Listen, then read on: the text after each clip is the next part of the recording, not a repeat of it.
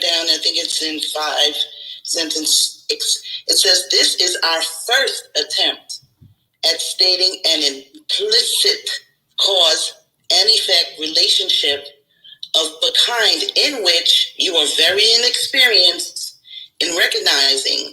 So I'm to understand that this lesson is the first lesson that's laying out a reason why. Because I kept saying, why? Where's the reason? Where's the reason why this is happening? And so this lesson is the first lesson that lays out a cause. I'm seeing a meaningless world that's engendering fear because I think I am in competition with God. Me? And the lesson goes on to say, yes, avoid resistance. Don't say things like, no, this can't be, I disagree, it makes no sense, it's ridiculous, or whatever our ego says in our head. However, this course is telling us why we're in fear and the reason why. And it has to do with our thoughts. And as we go on with the lessons, we're going to come up on more, I think, what reflects the law, Hermetic law, universal law. And this is the first time I saw that in effect in our lessons, that now I have an understanding of why things are happening, whether I agree with it, whether I like it, whether I say it's so. This lesson is laying out a reason why I see this fearful world or meaningless world that's making me afraid. So I am complete. The course every day, I'm having a lot of experiences with the course every day. Yesterday, family, I had a challenge with the lessons, with the exercises for the day. And here's why I had a challenge with the exercise for the day. I was walking around in paradise, on the beach, doing everything I love, eating everything I love, telling myself, I am upset because I see a meaningless world. And part of my mind kept saying, but I'm not upset. And I'm telling you, I had a challenge yesterday. So you may have a challenge when you may have a challenge when you are upset. And you also may have a challenge doing the exercises when you're not upset. Everything's going perfectly. I am upset because I see a meaningless world. Guess what? Somewhere deep inside, that is so. Otherwise, I would not be saying it. And when an upset does come up, now I'm aware. Oh, I am upset because I see a meaningless world. I'm upset because I see something that is not there. I'm looking at an illusion. Thank you, Queen Hadassah. Who's next? Dia. Good morning. And I got to apologize to everyone on YouTube. I thought YouTube and Facebook looks like it's not connecting. So it's all good. It's all good. Facebook, we will upload the YouTube video to Facebook. That's all. We will upload this to Facebook, and we are live on YouTube. So YouTubers, please forgive me. One device acted a little strange this morning, so we went to another device. Good thing we got a few devices. Just went to another device, so we're good. We're good, and it is all recorded on Clubhouse. The meditation for today as well, the higher self meditation. Listen on Clubhouse and be sure to do the higher self meditation. Lynn, thank you so much, Lynn, for letting me know. I'm having some difficulty getting onto Clubhouse. It's all good because, Lynn, everything is recorded. So yay. Who's next? Dia? Good morning, everybody. Good morning. For me, this lesson brought to mind a few things that I had seen and heard years ago. And for the first point, when it talked about the meaningless world, for me, I saw a glass of water. And about meaningless thoughts being like water enhancer, where the world is full of God, but when I pour my thoughts in like that water enhancer, it covers up all of what is actually there from God, and I don't see it. All I see is what I put into the glass, and it just helped come clear to me what this is we're progressing day by day, learning from these lessons about how the world is meaningless. And then the part about is if you are fearful, it is certain that you will endow the world with the attributes it does not possess and crowd it with images that do not exist. That brought to mind this story I heard years ago about a man who froze to death inside of a freezer that wasn't even working. And I just thought about how he died because in his mind, that freezer was cold enough to kill him because he was trapped. And there he was the next day, consumed by his thoughts. And so I just thought, wow, this is like Queen Adopta was saying, making everything clear, just showing day by day, giving me clarity and understanding. And I really am enjoying that about going through this course. And I'm complete. I love that. I read that in a Joel Osteen book about the man who was in the freezer and he froze to death and the freezer was not working. He was working at one of those train yards. Is that the one you're talking about or another one, Dia? Yes, that's the story. Oh my goodness. That man was working at a train yard.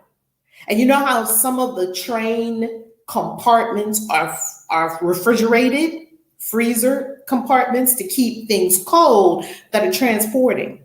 And it was late at night, everyone had gone. He was the only one working there. He went inside the freezer car. I guess he was moving things out or whatever the case may be, or cleaning it up. And the door closed. The door slammed shut after him. And he couldn't get the door open. And he started feeling so cold, and his mind began to race. And he began to see things that were not there. And they found him the next day, and the man had died of cold, of freezer. Yet, that freezer car had not been working, and the actual temperature in that freezer car was something like 50, 60 degrees. It was an endurable temperature that you would not freeze in. His mind froze him to death. Just be with that for a minute. Because he became afraid. And if you become afraid, it is certain, the Course said it's certain that you're going to see things that are not there. I became afraid, and now I'm seeing things that are not there. They're going to get me. Oh my God, this is horrible. Oh my God, Omicron. Oh my God. Back down the hatches, lock everybody up, seal everybody in plastic. Oh my God. And see, if you were rooted and grounded in truth, you would not be concerned with anything any talking head said anywhere. You would not be concerned at all. You wouldn't be concerned about anything doctors say. You wouldn't be concerned. You would say thank you. And that's about it. If you are fearful, it is certain. It says it is certain that you will see things that are not there. You'll make up things. This is called delusion. Who's next? We'll go to our card for the day. Well, for me, I feel as though this particular lesson, when we talk about a meaningless world, what kept popping up for me is the unknown. And I think because over the last several days, I have been in a lot of fear, and it's basically been the fear of the unknown in a world that means nothing to me. Is kind of like when things are not as they used to be, or certain things have gone away. You don't know what that really looks like. because it's definitely out of your comfort zone and definitely something that you've not yet experienced. And you have a lot of fear around that. And like, I commend you for being able to like hop around the globe without being in fear. Because for a lot of people, that unknown would keep them stuck. So I think for me, the unknown kind of goes hand in hand with the world being meaningless, because you can put if you know something has meaning, then it kind of, there's no fear. But it was once you take away that element, then everything seems like a scary place. I'm complete. Woo, that's a good one. That is a good one. When you know what things mean, you don't have fear. This means that, and that means that, and that means that. We have a false sense of security. Yet when we go into the unknown, it engenders fear. Why? Because the ego is like, oh no, I'm melting. And that is the one thing that it's correct about, that the void will reveal that the meaningless, the impotence, and the unreality of the ego itself and all the things it made up, trying to establish its ideas in the mind.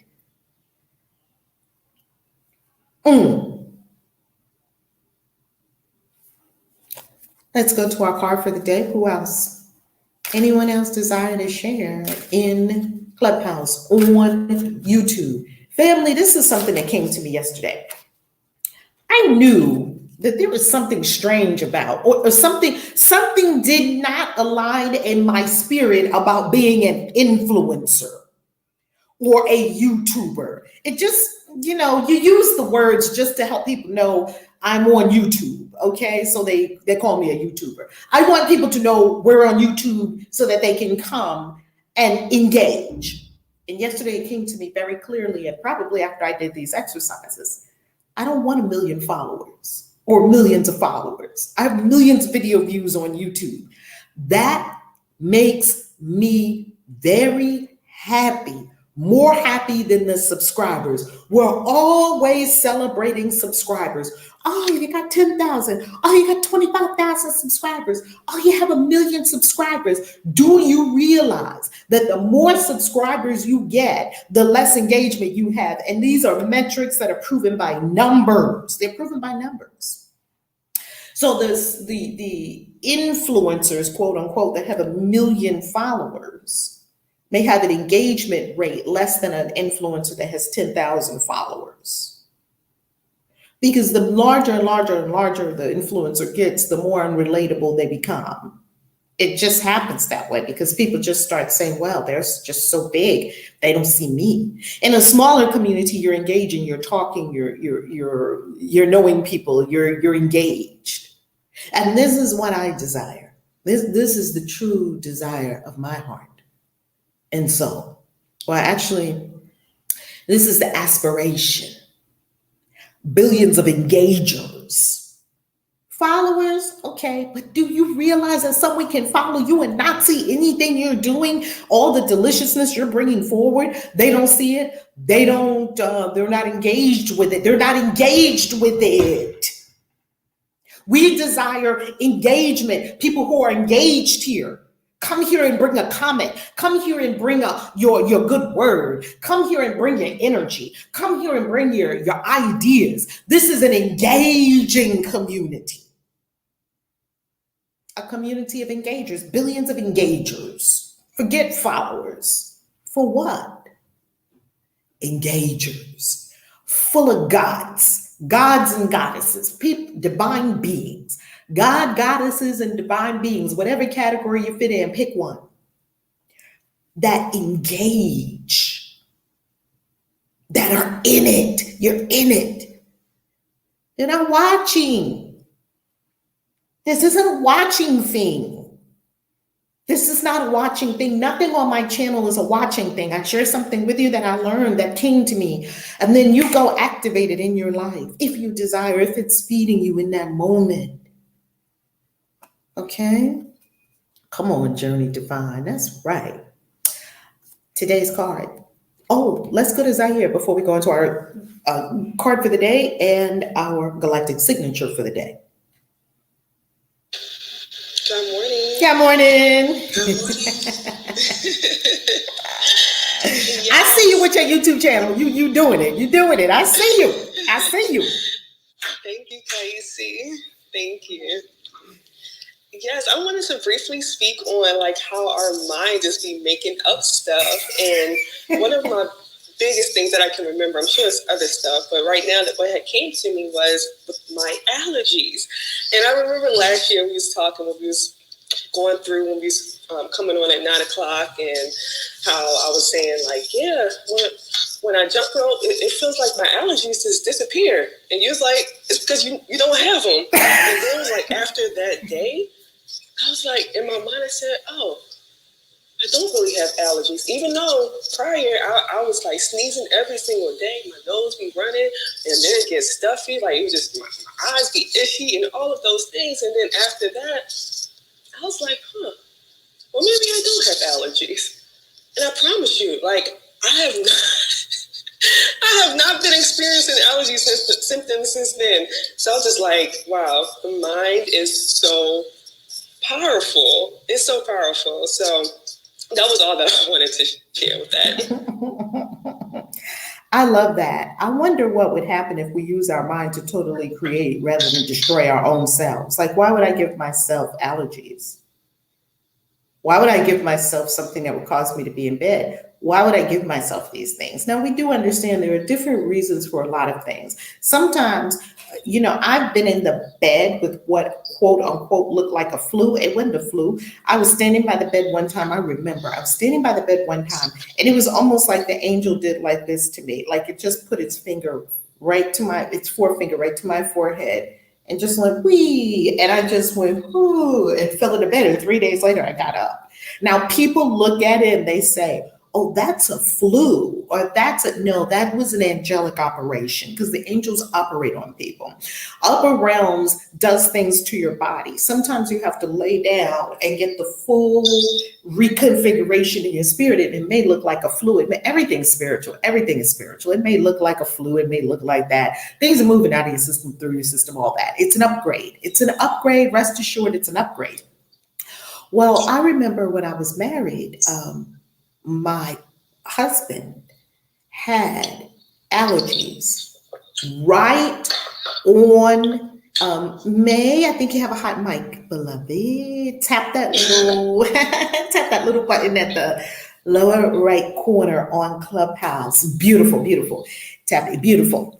And so just so we have clear audio for everyone listening and everyone enjoying it, wherever you're enjoying it. If you're enjoying it on Clubhouse, it is recorded on Clubhouse. Listen to the audios over and over and over.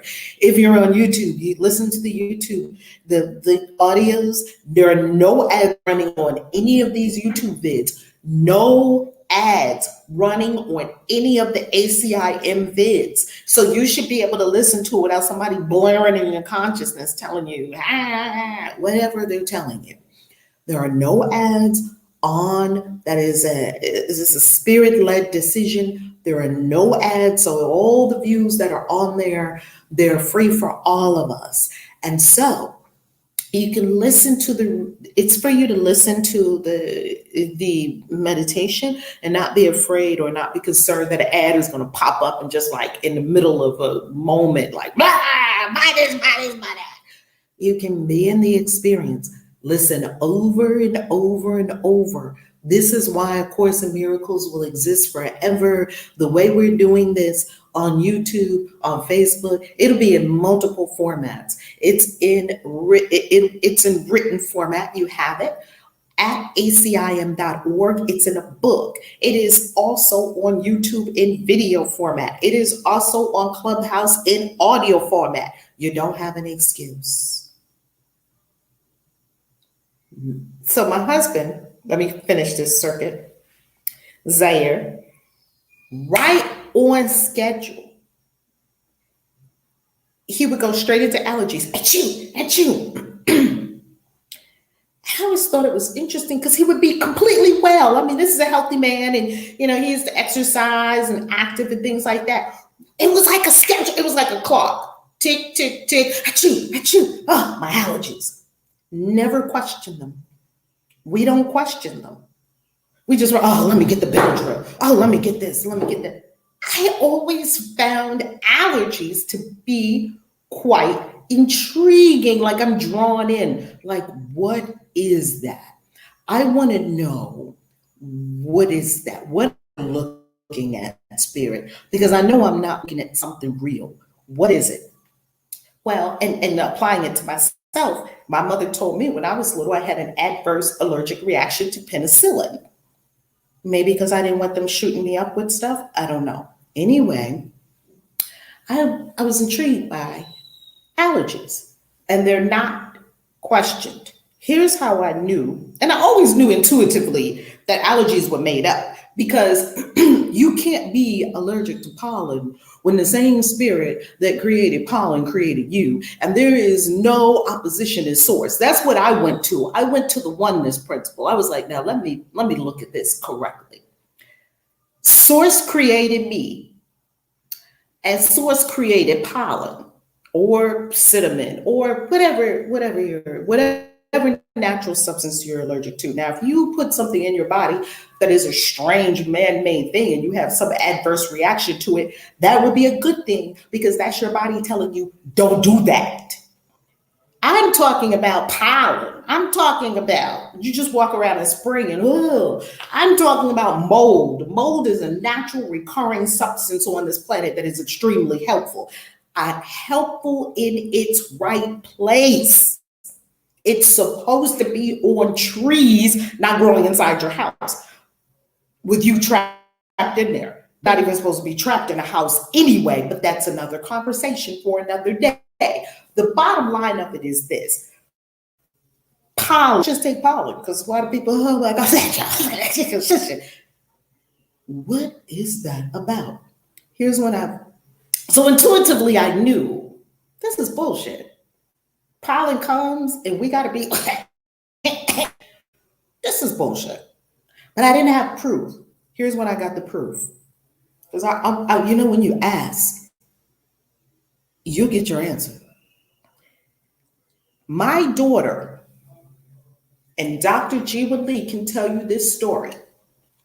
My daughter, allergic to seafood, especially shellfish, crabs. My big daughter, not my little one, because my little, she would tear up some crabs and all that stuff.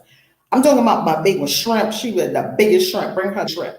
I'm talking about my big daughter. My big daughter, I mean violently allergic, air quotes, to shellfish, crabs, lobster, all of it. Now, we lived on the eastern shore of Maryland, so you can imagine that was a big problem, because everywhere you go on the eastern shore of Maryland, it's crab. They put crab in the baby bottles. It's Maryland blue crab. You want a burger? You want some crab on top of your burger? Out on the eastern shore, where everything comes right out the ocean, right out the sea. They just get the crabs and they put that in. It's just blue crabs. It's Maryland blue crabs, and it's crab cakes, and it's crab cakes in the morning with your breakfast.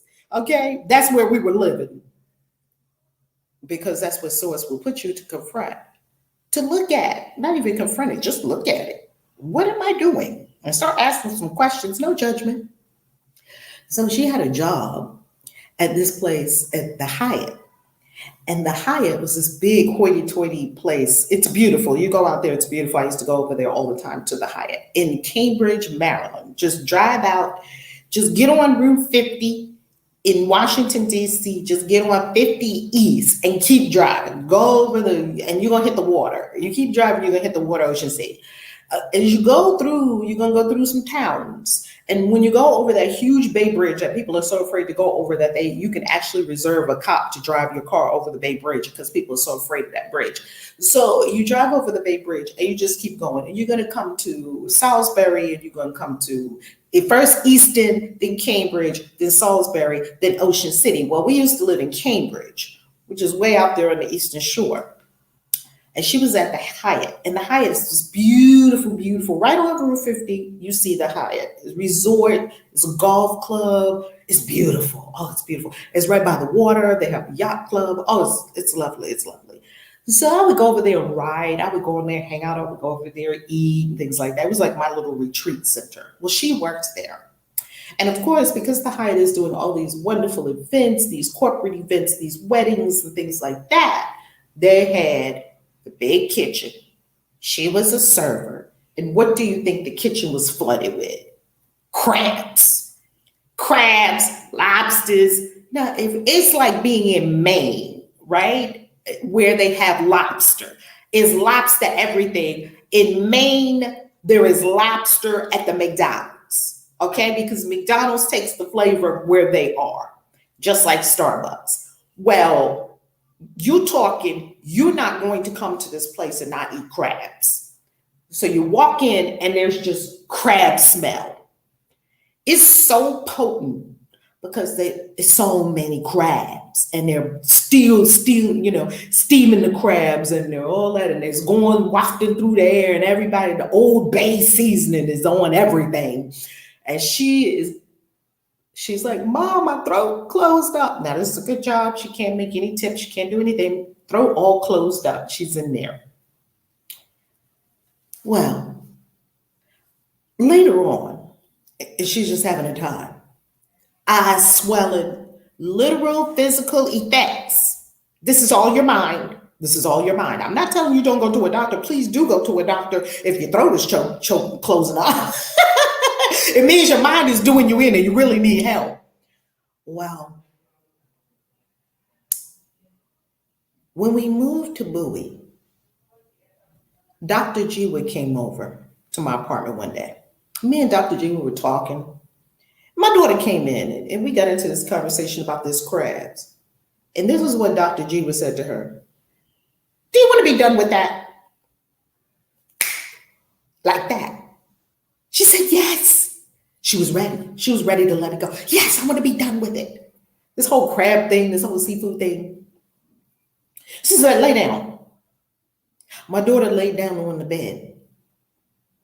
She said, now do this and do this. She was giving her a best treatment. She doesn't call it a treatment. It's called bioenergetic synchronization technique. Bioenergetic. The energy in your biome. Synchronization. The energy in your biome is being synchronized technique is called BEST. She's a BEST master practitioner. She had her lay down. Same thing you see her doing at the Christian Witches Convention. She did it for Calvin. She did many people. She did a bet. It takes about 5 minutes. My daughter lay down. She did the things that Dr. Jiwa told her to do. They're very specific things. Dr. Jiwa measures your leg and your feet. It's very specific. It's very targeted, it's very fast. And she said, think this. Okay, hold it. Okay, breathe. Okay, do this. It was like she was just giving like recalibration at the perfect point. And then she said, okay, get up. It's done. It's done. No pain, no nothing. It's done. You're good. My daughter went to where they had all the crabs, everything. No reaction. Perfectly normal. No throat closing. No eyes swelling. Perfectly normal.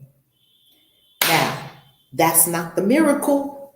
Even though, yes, let me not say that's not the miracle. Let me say there's even more. Wait till you hear this. Wait till you hear this. Like if you thought that was astounding, wait till you hear this part. My daughter came, next time me and Dr. Jiwa were together, my daughter said, guess what I become aware of? We're like, what? The reason that I made myself allergic to seafood, I remember when I did it. We were like, you made yourself allergic to seafood? She said I was a little girl and we were all sitting around a big table because we used to go out. We used to go when she was a little girl, like 3 or 4 or something. She did this when she was like 3, 4, 5, right in there. We used to all go out all the time to these big seafood crab fests and all that. And we loved it so much. We would be getting in there with the crab and moving the dead man and everything. Just the fact that you're eating something that has a dead man in it should tell you, maybe I shouldn't be eating this. But anyway, that's beside the point. And we would be getting the lobsters and the butter and get the lobster and the butter. And we would be just, gorging on it. We would go to the crab feast when we were in Baltimore.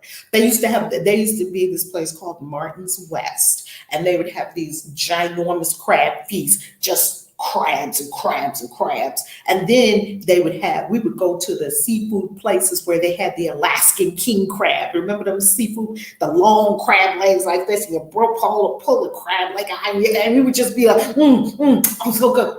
And my daughter just didn't like it. It was just a preference. And we kept saying, oh, have some, it's so good, it's so good. Not knowing that we were thinking we were sharing it with her. She wanted to eat the corn on the cob. She was like 3, 4, 5. She wanted to eat the corn on the cob, have some salad, all that kind of stuff. She didn't want to eat what we were eating. And she knew best for herself. Well, she said, Ma, because it was always being offered to me, and I did not know how to appropriately say no, I made myself allergic to get out of that uncomfortable situation. Me and Dr. G would say, ding, ding, ding, ding, ding, ding, ding. See, because if you have the body healing, and it's a consciousness healing as well, and you don't connect the dots in your consciousness, there's going to be a little loop there. Even though you're completely fine, you'll walk around and not really know why you're completely fine. So I sense that the healing situation that she had with Dr. Jiwa not only synchronized her body, it also synchronized in her mind. And to this day, me and Jiwa talk about that. Like, that was the fastest getting rid of something. I mean, it happens all the time. You just get rid of it. When you're ready to get rid of something, you just get rid of it. And it was very interesting that Holy Spirit, higher self, whatever you decide to call it, inner guru, told you when you made it up, why you made it up, and that it was a protection. Does that sound like a safety device? I'm afraid of something that is not, that I made a safety device, which is perfectly A-okay if you're 3 or 4 or 5. We made a lot of safety devices. And please understand that the things we made up at 3 and 4 and 5 and 6 that were safety devices are now killing your body and your mind and your relationships and your money. Get rid of them. It worked for you then. Great. You did it. It got you out of that tough spot. Now we get to drop them. Thank you for that, Zaire, on the allergies, because a lot of people suffer with that, and you don't have to. That's all we're saying. You don't have to suffer with it. I think a great example of that is like when everybody first started talking about COVID and everybody was watching the news, and then they're like, oh, a new symptom is your left toe is going to hurt. And everyone's like, ooh, my left toe hurts. Like every symptom that they splashed across the TV, then everybody instantly in their mind had that symptom. And it was the funniest thing to me because I'm just looking around. I'm like, your toe didn't hurt until they told you your toe should hurt. Like it was just really weird to me watching the craziness surrounding that C word. And every time they would give these lists of symptoms at the beginning, it was like 131 symptoms. And everybody had all 131 of those symptoms because they were told that they should. So I definitely know that our mind can make up anything. And even with like as a child, I went through sexual abuse and my mind made up a lot of things to cope with that. A lot of things. So I know how powerful the mind is when we think we are in danger or when we are unsure how to, as your daughter said, cope with something at such a young age. And then some of those things we take with us into our adult life when they're unresolved. And for a while, I didn't know why I did a lot of the things that I did until after I did that self-reflection and then trying to go on with a little bit of self-correction so that I don't continue to do those things until the end of time. I'm complete. Ashe. And many of our things that we made up that were these safety devices and safety mechanisms, you had to do it, beloved. Don't be mad at the version of yourself that gave yourself a freaking life jacket in a situation where you thought in your 3-year-old mind or 6-year-old mind, where you thought, this is too much for me. You had to create an out for yourself. Otherwise, you were going to have some terrible mental illness or something bad was going to happen. So it's beautiful that you gave yourself these safety jackets. Now it's time to take them off. May, you're up next. How you loving?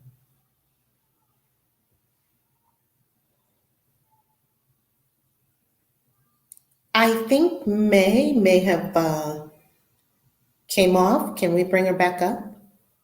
In the meantime, while we do that, we'll go to Roberto. How you loving, Robert? Loving well. Good morning, family. Good morning. Good morning. Just wanted to back up Taya with the C situation for the last 2 years. It's just amazing to me. I've literally stood next, so I don't wear a mask. Take it however you want. And I've stood next to people who've had it 2 and 3 times. And every time they're like, you might want to put on a mask. And I'm like, I'm fine. I'm fine. You're not afraid? No, I'm not afraid. I promise you, at least 6, 7 people, 3 times have said that they had it or were told that they had it, so forth, went through the symptoms. Not once has Robert had it. And I just think that I just look at that sometimes like, wow. And that's all. When Taya said that, I just had to come up. So I'm complete. Very fascinating. This thing is rotten from the core, from the rooter to the tutor, as they used to say. This thing is... You're so Southern. I love it. Ain't it? You know how they say that, from the rooter to the tutor? It's Exactly. rotten. And please stay in your God mind. Please. Stay in universal mind. You'll not have a fear at all. You will not have a fear at all. And divine mind will tell you what to do. Divine mind will tell you where to go. Divine mind will tell you what's best for you and what's right for you. We're not mask, anti-mask. We're not Democrat. We're not Republican. We're not vax. We're not anti-vax. We're none of it. I'm none of it. Right, Robert? Exactly. I'm glad you clarified that. See, that white wizard, I tell you, that helped with something. It's very fascinating how we can so easily be pimped and be made to be afraid. You know, in the very beginning, when it first started, go back to my YouTube videos, not my YouTube videos, go back to my Facebook videos when it first started. And I was talking to people saying, how about we just not be afraid? How about we see, you know, if something quote unquote novel comes up, see what it is first before we go straight to panic. Oh my God, lock down everything. Oh my God. How about we see what it is and approach it with no fear? You see, whatever it is, you can approach it without fear. Only love, no fear. So the fear and the panic took hold of humanity, and it was very, very, very beautiful. I think all of it, 2020 and 2021, very beautiful. To all the people who have changed out of physical form into spirit form, for whatever reasons they did, many of them very, very, very, very ill. And we give love to their families. We're extreme compassionate people. We give love to everyone, or send love to everyone who had any kind of issue of health or anything. And we stand on truth. We stand on truth. Divine mind. Stay in divine mind. That no matter what you are experiencing or what is in front of you, stay in the love. I'm not anti-mask or anti-vax or any of it. Do whatever.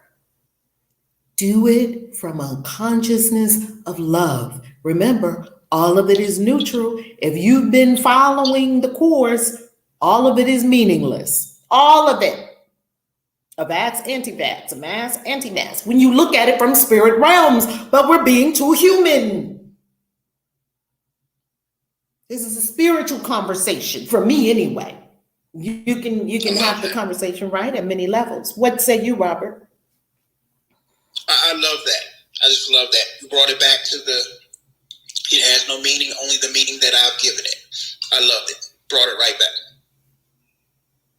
And isn't this what the course is seeking to tell us and get us to understand and believe? But we don't want to apply it to the things that seem very, very, very detrimental and the things that seem very, very, very threatening. Those are the very things to apply the course to. So we went to lesson 1 through 1, 2, 3, and 4 and apply them all specifically to the C word that we shall not mention. As we're emerging, we've birthed something new and wonderful on this planet. We've had a great revelation. The Bible and all the holy books talk about an apocalypse. Apocalypse is not a great destruction. It's called the revelation. What is the revelation? A revealing. It shows us what's really going on the planet. Because when everything is smooth and easy, you don't know. You know, they say smooth seas do not make good sailors. Smooth seas. You're a sailor. Every time you go out, the sea is smooth. You come back, you go get your fish, you come back. That does not make we don't know what you got in you because you never met anything. Now you get out there and you come up to something that's like a rough sea and you got to do this and do that and you learn. You're like, ooh, I got a challenge. That's all this was. Ooh, a challenge. And I love that it was a global challenge. It was a global conversation.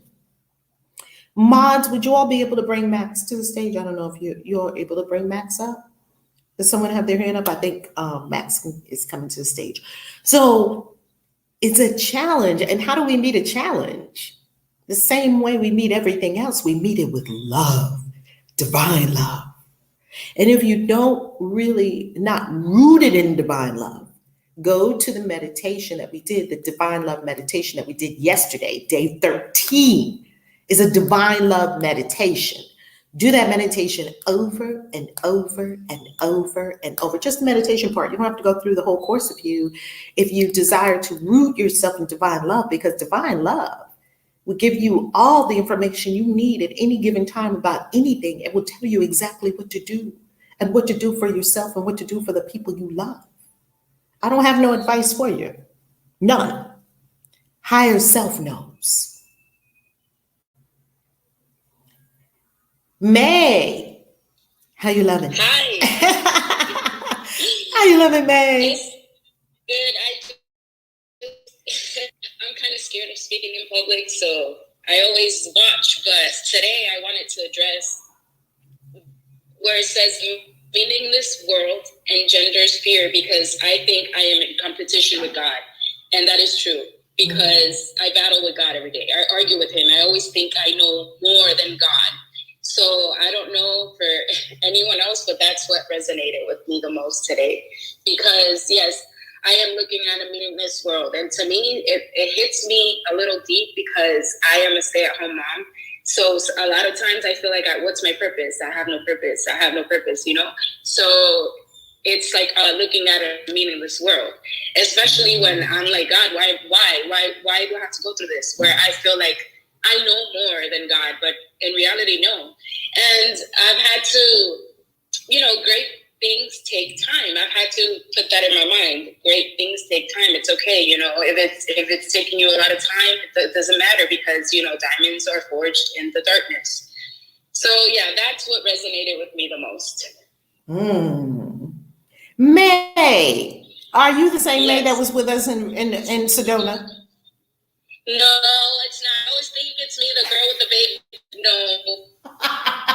She was pregnant, right? She was pregnant. I get my Mays mixed. I have to make sure which May I'm talking to, because we have a couple of Mays. No, I've always watched you on YouTube. It's, the YouTube May. The YouTube May. And the other one is the Sedona May. Yes. I love what you said. I love what you said. You know what came to my mind as you spoke that you're a single mom, that not that you're a single mom, that you're a stay-at-home mom. What came to my mind was the hand that rocks the cradle rules the world. Yeah, it's true, but a lot of times it's hard to, I get bored sometimes, even though I have a lot to do because I'm constantly working, but I get bored because it's like, God, is there more? Is there more? I'm a go-getter. Like, I like to keep it moving and keep it moving. But sometimes, some days are just so still and so quiet and there's nothing to do and I just feel bored. So a lot of times I feel like this is purposeless. I have no meaning. But in reality, I do, because so many people depend on me. Everybody, my husband, my kids, my oldest son. My oldest son is 20. And he depends on me a lot still, even though he's at that age. But yeah, that's my challenge. And this is where I'm getting from it, is that is my meaningless. And I need to learn how to, create a new meaning for it, because that's the meaning that I'm giving it to, Indeed. With regard to your purpose, what did you do when you were a little girl, and what do you know to be true for yourself that you absolutely love? Well, I don't know. I talk a lot. And when I was in high school, I really wanted to be a lawyer because I can argue, even though I'm shy, because I have a very, very big fear of public speaking. This is why I do not do videos or on YouTube or on any social media. I post pictures all day, any day. But when it's time for me to talk or say something, oh no, I get scared. I don't ever. It's very fascinating that you said, it's very fascinating. When you began speaking, I said, what a powerful voice. And it was very fascinating that the first thing you said was, I don't like to speak. And there it is right there. There it is right there. You know that you're here to be some kind of speaker, to speak to people, to express whatever form that takes. Lawyers are people who also speak because they argue, right? They argue a position. And when I say argue, I don't mean in a bad way, like arguing back and forth. They simply create a narrative, and then they have a way of clarification. They have a way with their words, and I'm very good with. My friends always come to me for advice, and I can give advice all day, any day. I just talk. I like to talk. I can relate. I'm a talker too, but only to the people that I know, because the people I don't know, whoever doesn't know me thinks, oh, she's shy, but they just really don't know me, because I don't shut up once I start talking, And I don't know. I just have to learn how to. Maybe I see myself in that way where it's like I feel like people are judging me. There it goes, where that you see things that are not seen, things that are not there. I feel like, oh, they think this or they think that.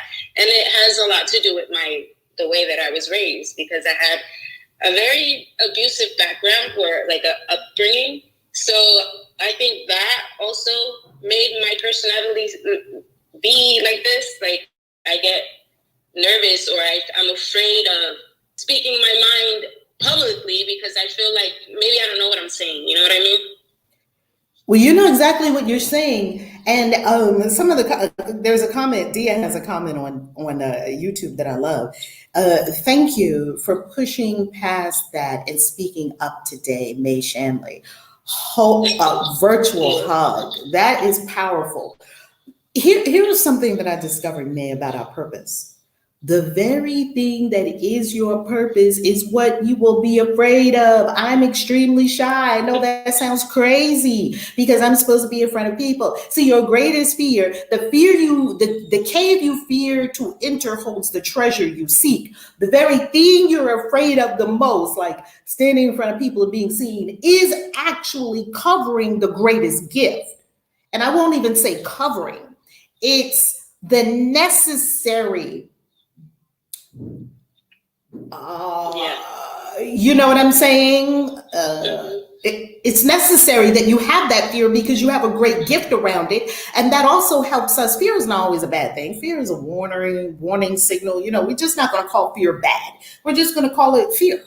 And that sometimes it's useful and sometimes it's not. And what my book, this is what's going to help with this. Everyone get these 3 books. I did a series of books. One is called No Excuses Manifesto. Book 2 is called Dark Night as a Soul. Book 3 is called Why You're Stuck. They're big workbooks, 8.5 by 11. And in this will be very helpful, May, because in the workbook, it teaches you, in the last workbook, Why You're Stuck, it teaches you how to be what's called a dragon rider. What is a dragon rider? A dragon rider is a person who takes that fear, not tries to get rid of it, not runs from it, not avoids it, not hides from it, who goes straight to the fear, which is the big fire-breathing dragon in the book, and you get on that fire-breathing dragon and you ride that sucker to heaven. You see, that's what is going to cause us. So you get on it, you embrace it. You get on that dragon and you ride the fear dragon. Now, what does that mean? It means this. If you have 3 caves in front of you, and let's say cave 1 is, we talk about the caves, cave 1 is complete extreme laziness. Do nothing for yourself or anyone else. Be fat, out of shape. Don't use your mind. Turn into a blob on the sofa in front of Netflix eating chips. It's called the do nothing cave. The dragon is not standing in front of that cave. You walk that cave, you that cave. Okay, the second cave is you're not doing nothing, but instead you're completely given to all your vices. Sex everybody with no concern for anybody else. Run around and be ratchet on the planet. Fight everybody, have no self-control, no self-mastery. I had that face. Cuss out people. Generally be a hellion, blame all your shit on everybody else. You're not the sloth in cave 1. You're actually very active. I used to be extremely active doing these things. You're active blaming everything on everyone else. You're active giving into all your vices. You're active doing all the inappropriate things that don't take you up or down. Not bad, just inappropriate for the divine being you are. Okay, and one day you're just going to drop it. There's no dragon standing in front of that cave. There's zero resistance to you being ratchet. There is zero resistance to you not having self-mastery. There's zero resistance to you sexing everybody you want, drinking everything you want, smoking everything you want, doing whatever you want. Even when you say, is higher self telling me there's nothing wrong with drinking, nothing wrong with smoking, nothing wrong with sex, and nothing wrong with any of these things. We're talking about consciousness. So you know that in your consciousness, I don't need to be sleeping with this person. This is not good for me or them. Here I am. Okay. So not wrong, not bad. Don't judge anything. Just have awareness. It's like, maybe I don't want to do this, and make a new choice, a higher choice, a divine love choice. Okay. Well, zero resistance there. You can flip off the bird to everybody while you're driving. You can do it all. No resistance. Okay. Cave 3, your destiny. Writing books, public speaking, creating a retreat center, creating a network like Oprah did. And like we're doing here, we're about to do on the YouTube channel, right? Creating a TV show, creating a global ministry, creating a YouTube channel, creating the next fashion line, choreographing an incredible dance experience, being like Robert, professionally trained opera singer, going all over the world, speaking on stages all over the world. All your dragon is standing right in front of that cave, fire breathing, getting up every morning early, waking up every morning and meditating, reading A Course in Miracles every day, sticking with it for 365 days to get the complete curriculum, showing up every day to the people you love, showing when you don't feel like it, not being lazy when you feel like being lazy. Yes, it's a time to rest, of course, yet you know within yourself, be true to yourself, to thine own self be true. Okay, it's time for me to work on my book. It's time for me to go and work on this retreat center.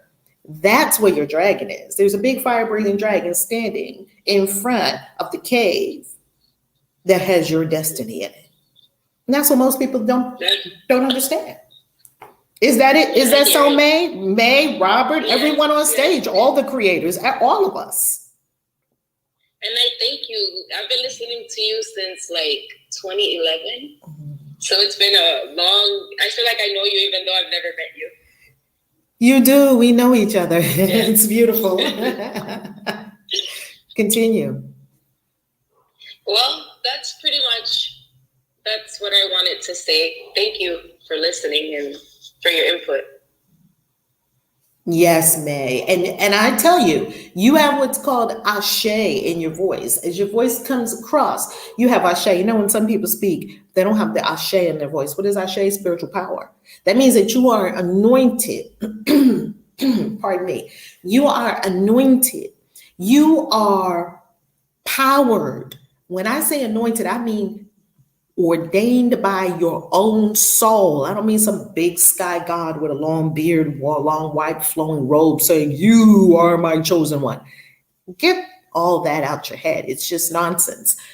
I'm talking about what you truly desire to do and what source desires for you is one and the same. What you really want to be doing is what source really wants to be doing as you. It's one and the same. We have fear, right? So we just drop the fear and start speaking. So just start speaking. Just start speaking. I have to just get up and say, you know what? Today I'm going to do it. I'm going to record it. And I've done it a few times, but then I go and delete it. So I'm like, no, I don't know. I sound weird. I don't know why, but it's just this. That's my thing. That's my struggle. So you make a video and then you delete the video? Yeah. Like I'll go and I've done lives before. It's easier to do a live then because you're just going with it, you're winging it. But then I never save it. I always go back, I delete it. Or when I record myself, it's like I want to say this. I have this in my spirit. I want to say it. I try to say it. I record it and then I just listen to the video and I'm like, no, and I delete it. So it's like it's me. It's my own. Like I just feel like I have this. I'm holding myself back and. You know, I have to work on that. Beloved, would you like to be free right now? Well, yeah. Okay, beautiful. Because, you know, sometimes when we hear, I have to work on it, A Course in Miracles tells us as we get deeper into the lessons, that when we say we're working on it, it means we don't really want to do it. So we're now going to use time. We're going to insert a process where a process is not required because now is the only moment we have. So we can do it now. So what's your choice right now? I choose to let it go, be free. I want to be free. I want to be fearless in speaking and sharing. I have a lot to share, even, you know, believe it or not, I do. I have a lot of thoughts and feelings and my spirit. I have a lot of love that I want to share. So I heard you say that it is your choice to be free and to share all that you have within you to share, all that's within you to share, right? Because we don't share everything. All that is in me to share, I am sharing. I am free. I am sharing. Is that what you are choosing? Yes. What is one step you can take today that solidifies your choosing? Because Tony Robbins said he's one of the greatest coaches in human history. And I'm also a coach and nowhere near the mastery of Tony Robbins. I acknowledge mastery and I acknowledge I'm aspiring to be an incredible coach in my own space, not like Tony Robbins. And here's something I learned from Tony Robbins. He said, and I continue to learn from him, he said, when you make a choice, take an action. Right then, when you make the choice, I'm going to do this like you just did. I'm going to be a public speaker, or I'm going to speak up. I'm going to share what is in front of me. I'm going to be free of this, right? This fear that's been holding me back. I'm going to be free. I'm going to share, right?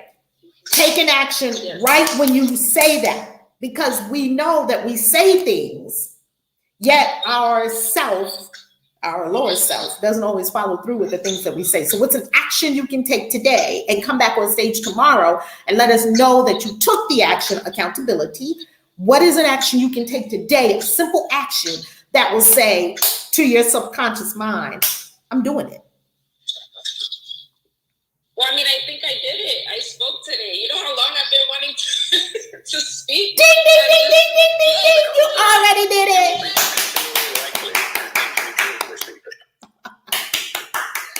You already did it. Okay, everyone on stage, can we go wildly celebrate May and give her her first standing ovation? Everybody make some noise. Woohoo! Woohoo! Woohoo! May, you got your first standing ovation. How do you feel? We all celebrated you. How do you feel? Thank you. How does it feel to be free? Well, I mean, it's nerve-wracking at first, but it's good. It's, I don't know. I like it. I feel like I've always felt good with you, Valerie. I've always been comfortable. But when you were saying, hey, you have to engage, we're here to engage, I'm like, okay, I have to, I'm listening, you know? I love that because we're not fostering followers around here in this community. We don't do followers. I know Instagram and then I know influencers and I know all the things that you've been told. Yet, what is the core essence of divine love? Divine love has an unction. It causes you to move when it's appropriate to move. When it's time to say something, it's not meaning you're moving all the time. When you're inspired to say something, you say it. You don't have the locks and shackles on you that, oh, I want to say something, but I'm so, you did it. And not only did you come up here on stage, May, and speak, you spoke with power. You speak with power. May is free. Emir said it on YouTube. Emir said it. May is free. Capital letters free. And May, you and I have been in this together for a decade. Yes? Over a decade, because you've been watching since 2011. Beautiful. And now it's 2022. This is 11 years later. 11 is the first number of mastery. I declare and know and stand with you. I stand with you that you are a master speaker. You already demonstrated it. Yes. Good. Yes, I accept that. I thank you. Ashe.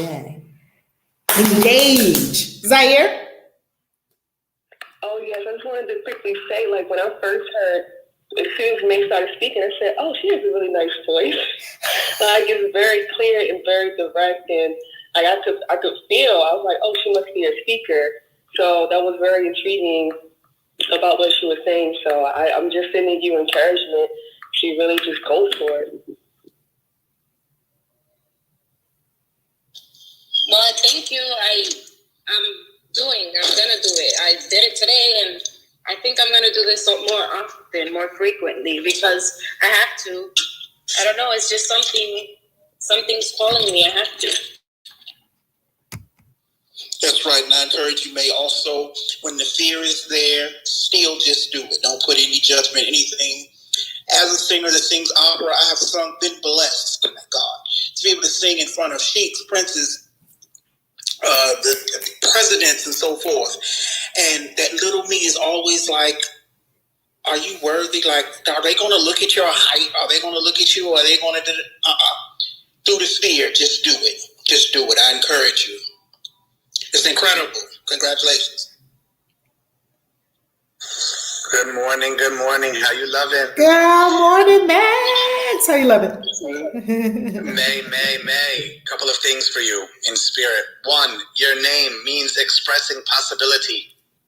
Now, it may not be spelled the same, but we say it May, M-A-Y. Expressing possibility and expressing permission. Give yourself the permission to be your namesake. Say what you need to say. Stop living in the lie. Stop believing the lie from your past. Stop lying to yourself. Bring it to the present. I am speaking, and you will continue to speak. I encourage you to do it, and I encourage it all in love. How you loving, Val?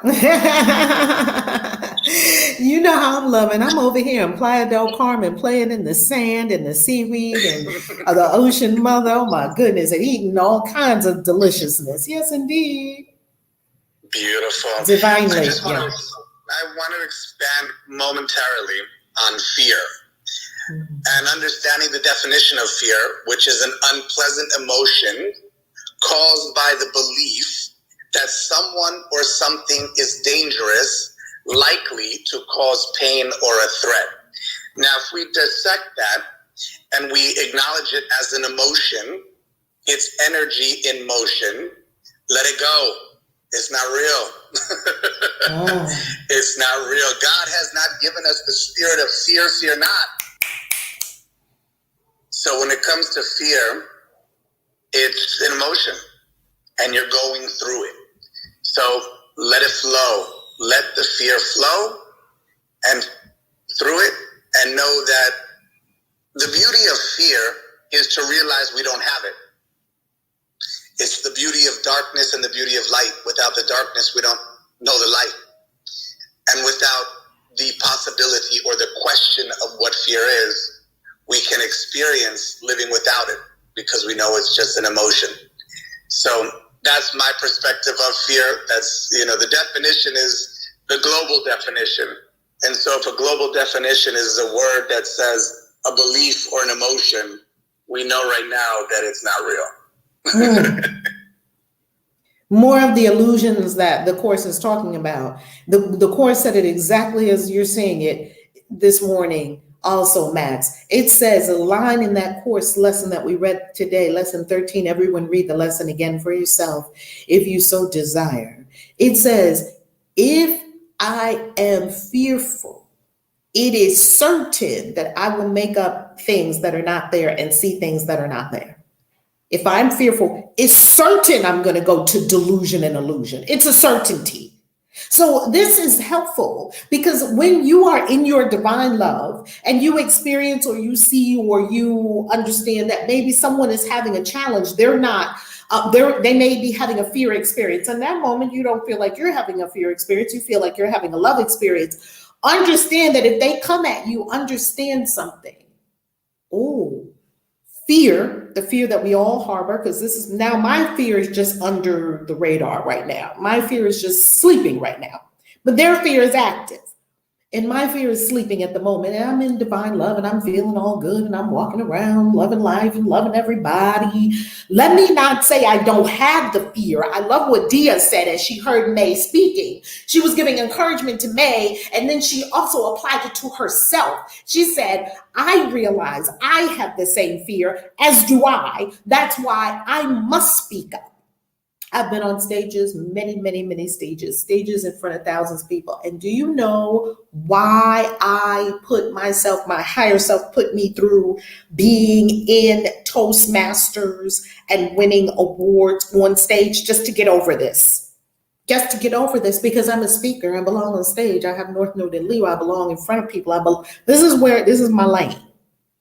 So if that's your lane, you're not trying to grab a spotlight. Most of the people that are made for a spotlight are hiding on some level because we're afraid, because we know we're supposed to be in the spotlight. The spotlight can be a scary place to be. Mm-hmm. Yes. The spotlight is the joy. The spotlight is the joy. For me. There's a wonderful book that I read. It's an old Japanese philosophy. And the title of the book is The Courage to be Disliked. The courage to be disliked. And I remember when I first started doing public speaking and sharing events, and I would go out on stage, and this is many years ago, and I would get on the stage and I would say, like Roberto would say, what are they thinking? What is this? What is that? Da-da-da-da-da. And it was a small moment, where I could feel the tension because my lips would quiver. And not because they didn't want to speak, but because I was scared of judgment. And then I remember after letting that flow and letting it go, it was so easy. And then I read the book, The Courage to be Disliked. And it was like, okay, I don't need people to like me. But what I need for myself is the ability to continue being strong in what my heart virtue is, what my purpose is. And a heart virtue, I did a show about it many years ago. Heart virtues are the things that give you chills, that can make you weep. That's your passion. That's your purpose. Your body is telling you, this is your purpose. So May, if your body is telling you and you get chills and you can weep when you speak, just now how beautifully you've spoken, that is your purpose. That is your purpose. So embrace it and unwrap it at the same time. That is so beautiful.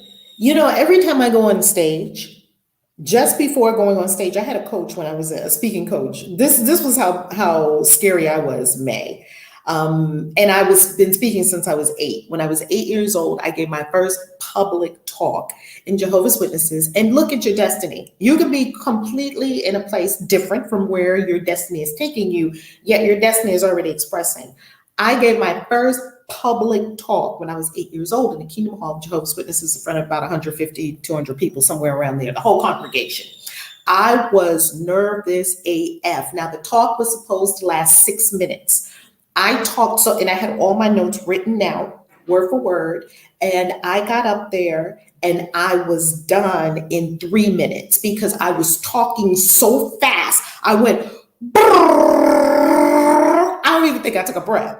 I love my 8-year-old self because she did it. She did it. She got up on stage. I don't know how my 8-year-old self did that. That had to be destiny. You know, as Max said, it makes you weep because that's it. You're doing it. And May, you've probably done it. I'm just talking to myself. I know I've done it many times.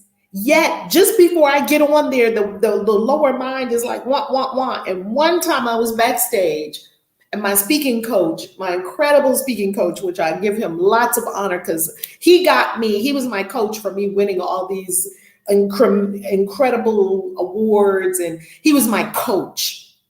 He said to me, one day I was behind stage, I was breathing, I was doing the deep breathing, I was pacing, I was moving the energy, I was focused. You know, it's like, you know, the boxer before they go into the ring.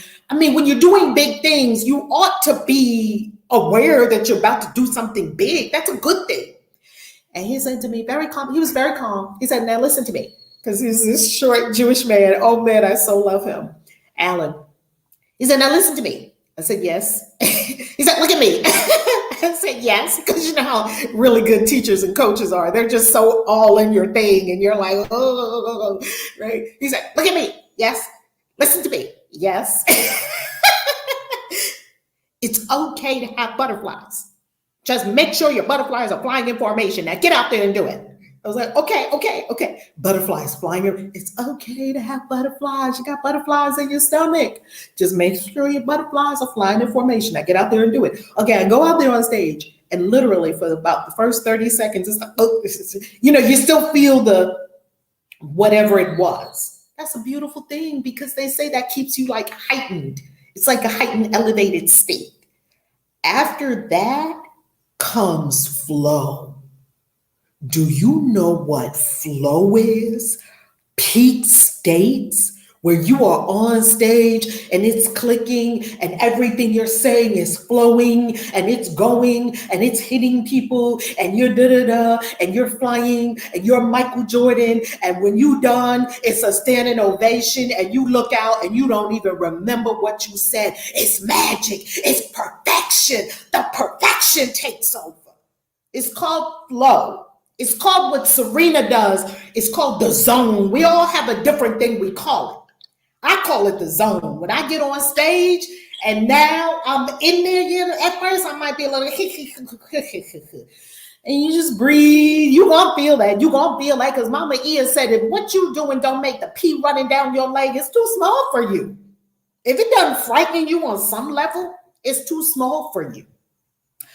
Well, when you're doing really big things, even Oprah told her when she had done the Oprah show for 26, 25 years, 20 something seasons, and Oprah and Iyanla were sitting around talking. I love hearing the two of these incredible giants speak, especially to each other because they're soul sisters, right? Even though they had their falling out and then they got back together, as love does. Well, Iyanla told Oprah, you know, if the pee is not running down your legs, you know, it's too small for you. Says, why even bother? Go find something big and monumental to do with yourself.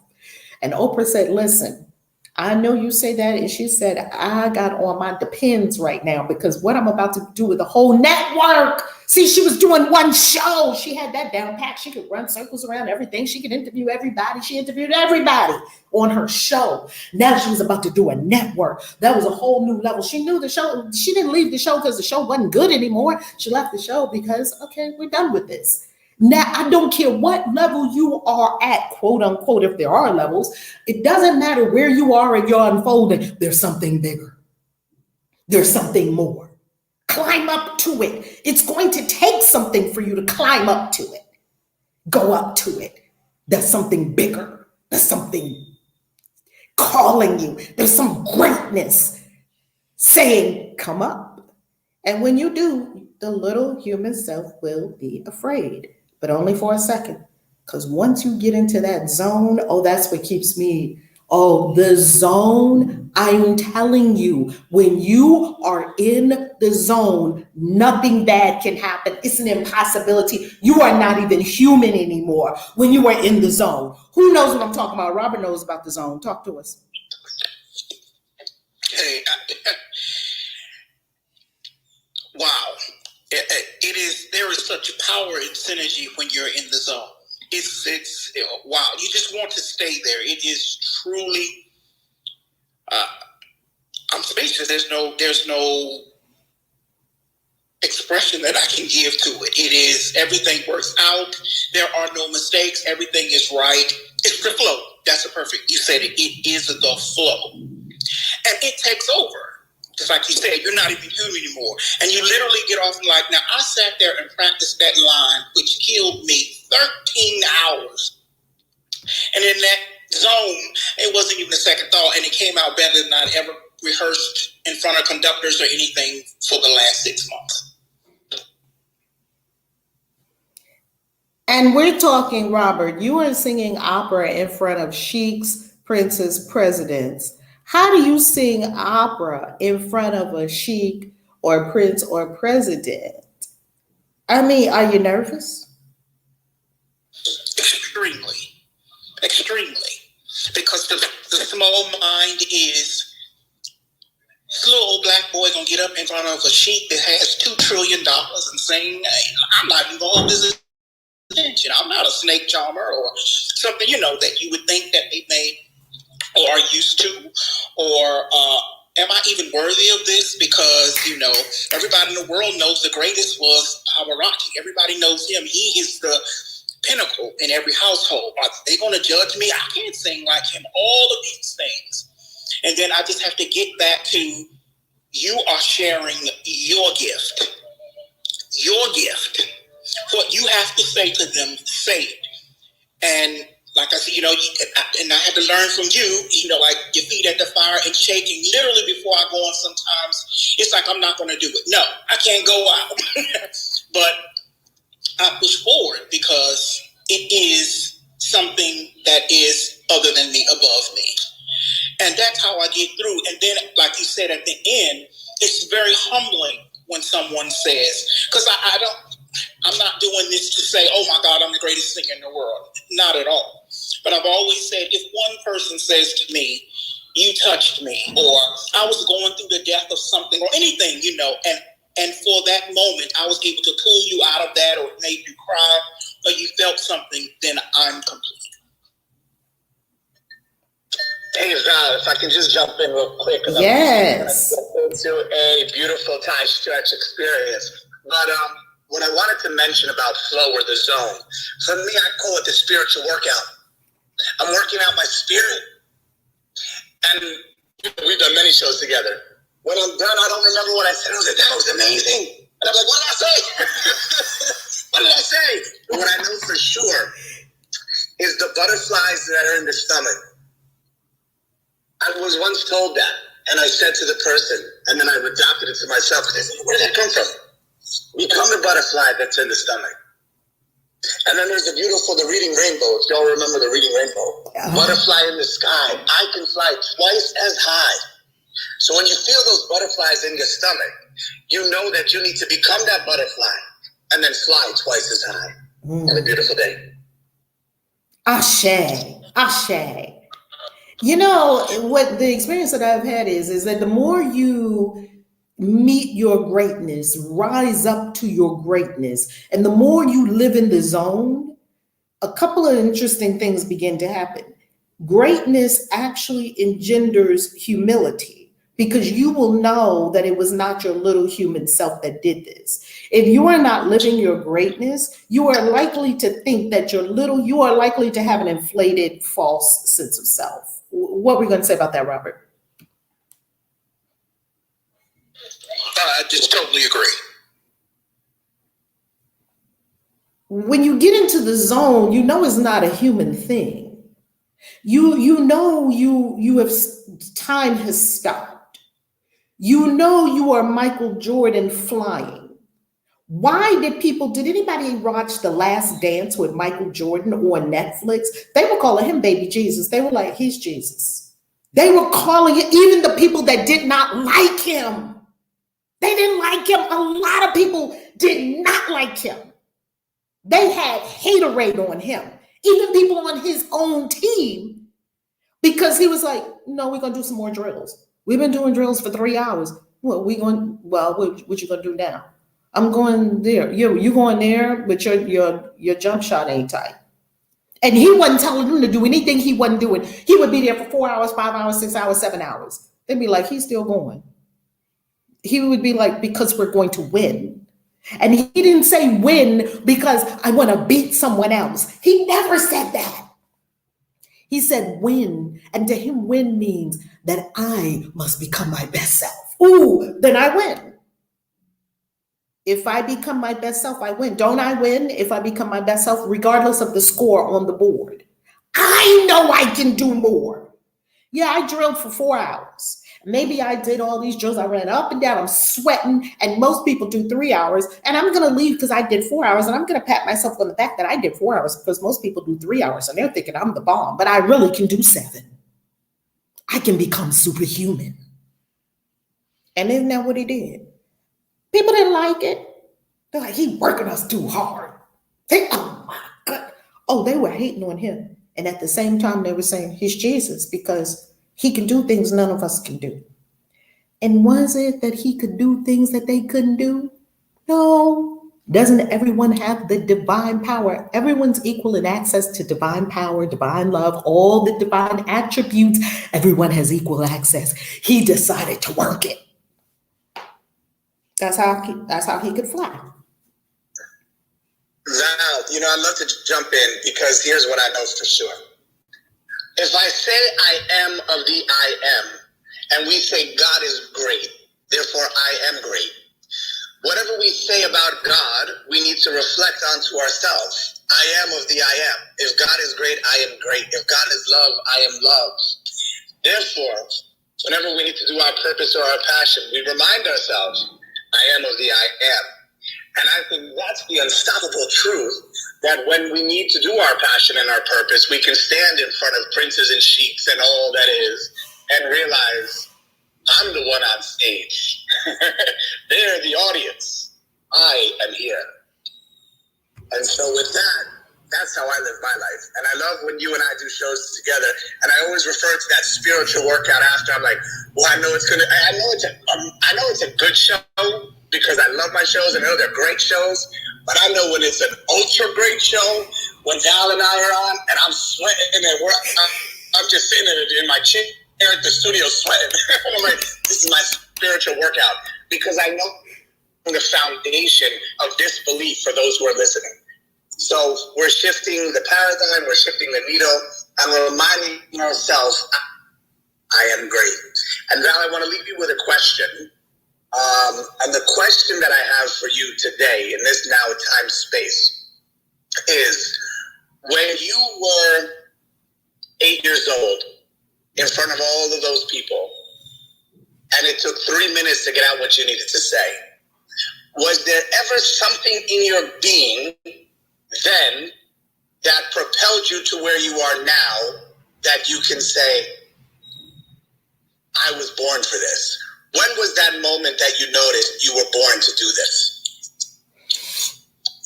That's a good question, because in that moment when I stood up, because they clap for your first talk, not for all your talks, only your first one. When I stood up, and I was complete because I had to sit down. When I stood up and I was complete, Applause broke out in that Kingdom Hall. Everybody was clapping. I saw my mom, she was crying. It was this great rush of something just happened. My 8-year-old mind does not know what just happened. Something happened. Something just happened. I knew it. I knew it right then. They stood up. They were just clapping. Oh. You know, they didn't stand up. It wasn't a standing ovation. They were just clapping, clapping. And the whoosh of energy. And my mother just crying in the audience, crying and feeling so proud. And when I got back to my seat and she was hugging me, and you know, you can't do too much. I'm tears are coming to my eyes now for my 8-year-old beautiful self. That little girl, she was doing it. That little girl was doing it. Obviously, that was superhuman. There's a little girl from the hood. There's a little girl from the hood, according to human, no training in speaking. Wasn't supposed to be much of anything other than a hood rat, supposedly. I don't care where you come from. Everyone has greatness. That's what I knew, Max. I knew I had tapped into something. I didn't have words for it. I didn't have languaging for it. You know, I think it's what you did for May today. When you made us all, not made us, when you asked us to applaud, and we all applauded, it's validation. Once the validation of I hear you, I see you, and you matter is activated, you better run on. Take your glory and run. Take your glory and run. With that, I love you. Keep on loving. And I'm going to drive now, and I'm going to hold you close to my heart space today. And I'm going to send you waves of love. And I have to say again, before I depart this space, thank you, Valerie Love. Thank you for staying committed. Thank you for being the gift. Thank you for letting us unwrap you as the gift. And thank you for being the gift that really is the gift that keeps on giving. I appreciate you. I acknowledge you. I see you. I hear you. You matter. And I love you. I love and appreciate you, Max. Have a beautiful day. Thank you for bringing your strong voice in here and your encouragement and your bright light. Whenever me and Max get together, it's on. It's on. And it don't matter what we're doing. We could be eating sushi. We could be walking on the beach. We could be eating pastries. It's all the way on. I love it. I love it. Rosa, you're up next. How you loving? Oh, by the way, Max, before you go, our card for the day is the King of Wands. So if you want to look that up for your journey, I don't know if you're doing the tarot cards too. I heard you say that the other day before you left. So I'm going to give you the card for the day because we did pull it earlier. So during our conversation, when I thought we were going to the card for the day, but there was more. May had to speak. So we have King of Wands today. Rosa, you're up next. How you loving? I am loving well. Thank you for everyone. Everyone's comments were amazing. Max, thank you. You know, I have been reading and studying and just accepting the comments and the lessons of A Course in Miracles. And this year, I have a new phase because I was diagnosed as type 1 diabetic. Yeah, stop speaking it, Rosa, though. Stop speaking it. Right. Yeah. And so my theme now is to rid myself of it. I'm still here. This was like almost 40, 50 years when I was 30 that this came into my world. And I know we talked about this. I have to jump in real quick. Bring it to the now. Instead of saying, I have to rid it, I am ridding it is gone. I am ridding it. You're right. And that's what I realized. So with this lesson, it came to me that I must do the same thing to this experience, this thing that I've done with all the other. And, you know, it took me a while to realize that love has no characteristics, meaning that I can't say I love you like a brother, I love you like a sister, I love you, you know, I just love you. So if I can do that, then I need to say, I love this diabetes, and now I'm ready to let it go, because it doesn't mean anything. My doctor said I should have been dead years ago. I am the only one of his patients that's still alive, walking, breathing, with no physical attributes of this. So if that's the case, then let it go, Rosa. I used to wonder, well, why is it that I'm having this thing? Because no one in my family has this.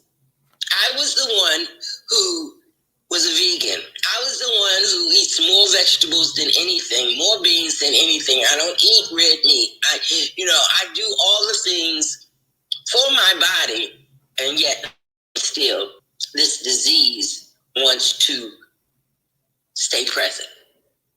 So I was sitting here thinking and listening to you guys, and I said, you know what, Rosa, let's pick this focus. Reading yourself of this so-called dis-ease that you've managed to live to 69 with it. All the things that they say happen in a diabetic's life have happened to me, but they haven't stayed. It's crazy. And I know that if I can stop one thing, if I can change one thing, and if everything is a part of my imagination, well, I don't want to imagine this anymore. And what I'm finding now is that those people who may not know, so I am releasing the addiction to this medicine that is supposed to make me well, but it doesn't. God does that. So what I'm finding is I am lowering my insulin of my own accord. I no longer take the amount that the doctor says, and I'm fine. But I want to get rid of it. I don't want to shoot myself with insulin every time I eat. I don't want to wake up in the morning and be fearful whether it's if I can get up. Now, I've had some experience where I woke up and I couldn't get up. It was only through the grace of God that I managed to get some juice or to realize where I am, who I am. So I'm ready to let it go. I really am. I mean, I told my pastor one time, so I have mastered my thinking. And all of a sudden, this ease came to the forefront. It's like, okay, so now you control your body. The body doesn't control me. And these are things that I know through studying the course, that everything that I think is my imagination. And all of those things bring back past experiences when that same experience happened. So release the past, Rosa, and start anew. So my intention this year with the course is to rid, right now, diabetes from my body, period. I no longer want, desire any experiences that are connected to what doctors say diabetes is. Because God is in control of everything. So I just need to change my mind. And I thank the universe for the experience. And I'm praying that I learn it and read it and be all right with it. I love diabetes. It has taught me a lot of things, like what to eat, when to eat, how to eat, and all that. But now I'm ready to experience life without that, period. So I'm working on what do I need to do. This is an excellent question. This is an excellent question. And I sense you right at the doorway of your release. This is an excellent question. And as I was listening, I'm simply asking, come, Holy Spirit, come. That's my inner chant. And what, Holy Spirit, what? and not going to anything in the memory banks, only going to Holy Spirit. And here's what came forward. The 3 golden keys that have helped me tremendously in my life. They may, I offer them. And remember, we don't have to take everything people offer us. I offer them. They're on the table. If you want to pick them up, you pick them up. Here are the 3 keys to transform everything, anything. So Rosa, you are right at the door and you're standing on one side of the door, and here's a doorway. The door is closed. And on the other side of the doorway is the thing you want. Healthy body, beautiful relationship. For this purposes of this example, because they're all the same, we'll use healthy body. Now, I'm on this side of the door. On the other side of the door is healthy body. On this side of the door is me standing here with something. We're not even going to call, that's why we don't even call the C word, because our words are so powerful that when we speak them, we are solidifying those things in the 3rd dimension by means of energy and vibration. So never use the word again. The D word, never use the word again. Now, there's a key ring in your hand. You with me, Rosa? There's a key ring in your hand with 3 keys on it. It's a golden key ring, and these 3 keys, 3 golden keys, are going to release you from the experience you are in and catapult you into the desired experience. You with me? Everyone can use this. This is universal. Yes? Ready? Yes. Okay. The Course calls this your holy moment of release, and it calls it the holy instant. In the holy instant, Dr. B, could you tell us what the holy instant is? Because Queen Hadassah studies the Course in Miracles in depth with a master teacher, Dr. G. Lee. What is the holy instant? Queen Hadassah, are you able to speak in this moment? Not sure if you are. Okay, so Queen Hadassah is not able to speak in this moment yet. Here is the holy instant. Something's going to happen right now. It could have been like that for 30 years, and right now, it's new, it's done, it's over. Because right now, you've decided to come home to the truth. Right now, it's available to us anytime. So you have these 3 keys in your hand. They all have A's on them, A. The first key is awareness. Now, there's 3 locks on the door. It's your job to unlock the door, the key to your riches. The universe always says yes to you, no matter what you want. It says yes.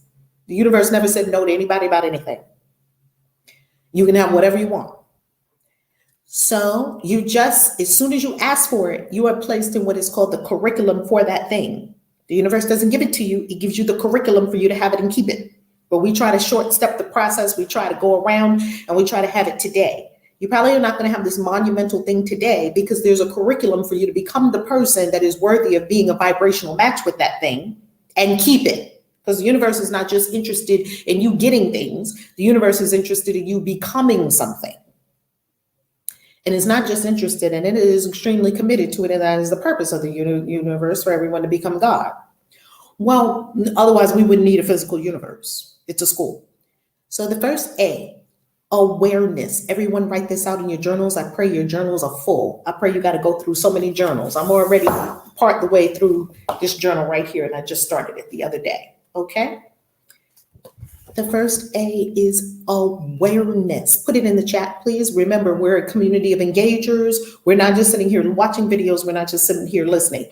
We are doers of the word and not hearers only. Put it in the chat. Key 1 is awareness. What is awareness? Awareness is not just, I have something. Awareness is where it came from. What in me is making this up? Right? Awareness. Awareness means, like my daughter had. She had the awareness. My 3 or 4-year-old made this up. Because now we're going to go to step 2, which is key number 2, which is acknowledgement. My 3-year-old made it up. So that means my own mind, say acknowledgement is where you take complete and total responsibility for everything that you've created, and you know that you are the cause of these effects. And this is not just done as like a head exercise, because the universe knows if it's just a head exercise and you don't really mean the thing, it's got to go deep. Ooh, yes, because an epiphany, you can feel it. You can feel it in your being. Then in your being, you feel, you sense, you know, oh, well, I caused that. And I caused that, not in a blaming fashion. Never blame yourself. You never did anything wrong your entire life. You're simply taking responsibility. Oh, awareness. I see how I set that cause in motion, and that's how I'm receiving this effect. Awareness without judgment. And if I set a different cause in motion, I will receive a different effect. Okay, wonderful. Let me make a new choice now. So that's acknowledgement. That's you saying awareness is, you got to really be with yourself and be with the Holy Spirit. I'm going to give you a perfect example of this as we get through the 3 A's. Acknowledgement is where you take responsibility for your creations. You can't change anything if you didn't even acknowledge and assume total and complete responsibility. I created this whole thing. Non-judgmental. That's why you must have so much love, because love cannot judge. Love cannot judge. Number 3, acceptance. Now, I see a lot of people. I've coached a lot of people over the years. I've spoken to thousands of people over the years. I've talked to so many people in all kinds of settings, one-on-one coaching, group coaching, audiences, retreats, plant medicine experiences. I mean, we get in there with this transformation. All the people that I have seen, they can work through 1 and they can work through 2. They have a hard time with 3. The one I'm about to say right now is the kicker.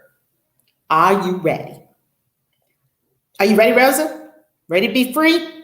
Everybody watching, ready to be free? I'm most certainly am. All right. Give it to me, Val. Give it to me. That's what I be saying in spirit. Give it to me, spirit. Acceptance. Acceptance. So now I'm aware that I created this experience from the inner child that wanted more sweetness in my life. So I wanted more sweetness. Or the inner child that didn't have sweetness. And so because I didn't have sweetness, I didn't have a way of dealing with the sweetness. Or I had sweetness and I wanted to be in the sweetness. So I turned off the mechanism that would deal with the sweetness and integrate it and let it flow through. I wanted to hold on to the sugar, whatever it is. That's awareness. Acknowledgement is, now as a result of that, I created this experience in my health. I created this experience. See, because the acknowledgement step is the empowerment step, because you cannot have your power if you don't have your responsibility. Power and responsibility go together. People want the power, but they don't want the responsibility. Not saying you, Rose, I'm saying in general. With great power comes great responsibility. They're married. That's why my teacher, one of my teachers, Reverend Dee, she used to say, she used to have a saying about this thing, to lock in how much step 2 is going to help you. See, we're looking at this thing as masters. We're not just floating, free concepts around here. We're looking at this as masters. And masters examine things from all angles and integrate it and become masters of that shit. She used to say, if you ever go into a situation and there's some spare responsibility floating around, she said, grab it. Spare responsibility floating around, grab it, because then you'll have more power. And we used to be like, no. Nobody wants to grab the spare responsibility, because when we were little and we messed up our room, my mother would come in and she would look at us with her hands on her heads. Just who's responsible for this? Not me. We didn't want responsibility, because when you took responsibility, you was going to get a beat down. Oh, yeah, I'm responsible for breaking that vase, Mom. Oh, well, then you getting the punishment. And see, so we got responsibility cross-wired, that we somewhere deep inside of ourselves, we don't really want to take responsibility for the things that really are our responsibility. And what we're being encouraged to do, if we want to, as spiritual gangsters, is take extra responsibility. Well, I'm responsible for that, so I'm going to do something about that. It's not bossing. Here's what it looks like. Humble responsibility. You walk into a place, you're early. They're doing registration. and they don't have enough hands for the registration, and maybe you're a speaker, just jump in and say, oh, would you like some help with that? Oh, yes. You can see the registration person is so flustered because all these people are coming and they don't have their table set up yet. Oh, I'll take responsibility. And you start to help them put things in order how they want it. Is this where the tablecloth goes? You're not taking charge, you're taking responsibility. And then you help them set up this, and you serve, and you set up this, and you set up this. After a while, people will start looking at you and like, wow. Power is oozing from you now. Why? Because you took responsibility, and responsibility and power are married. With great responsibility comes great power, and with great power comes great responsibility. You are looking at Mr. Joe Biden, who has great power and great responsibility. You see, they're together.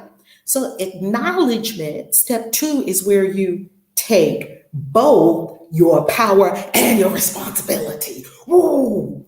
You see, you take your responsibility, and with it, you take your power. People don't know they're married. They got one place and one the other place. That's why you're messing up. Not talking to you, Rose. I'm just talking in general. Now, let's get to the third step. The third step is acceptance. That's the third A. You got the key. So you take the golden key. Awareness. I'm aware. I see. Because the universe is crafting you into being your true self, a multi-dimensional master. Right? A Shaolin monk.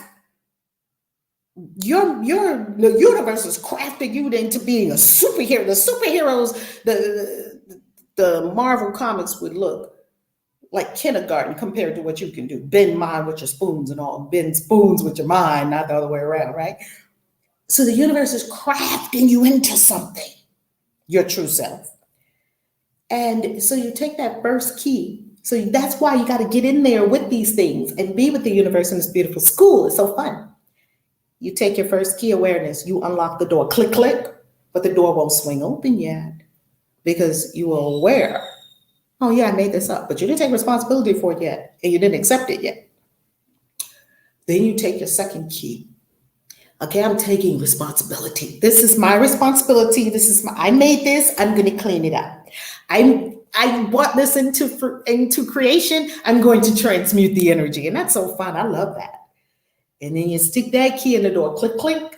You got 2 locks unlocked, but the door is not going to open yet because we don't have the third magic key in place yet. The third golden key is acceptance.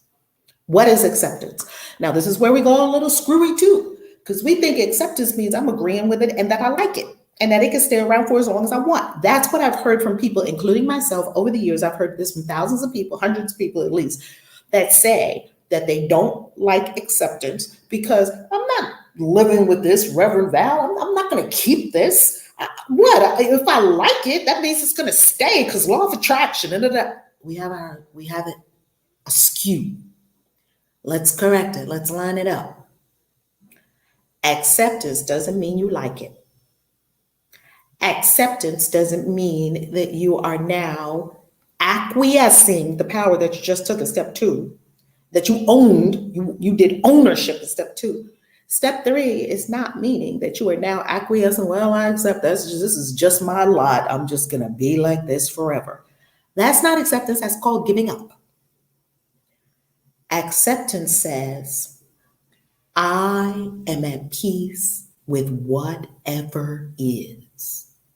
That is acceptance. Acceptance has peace. Now, why?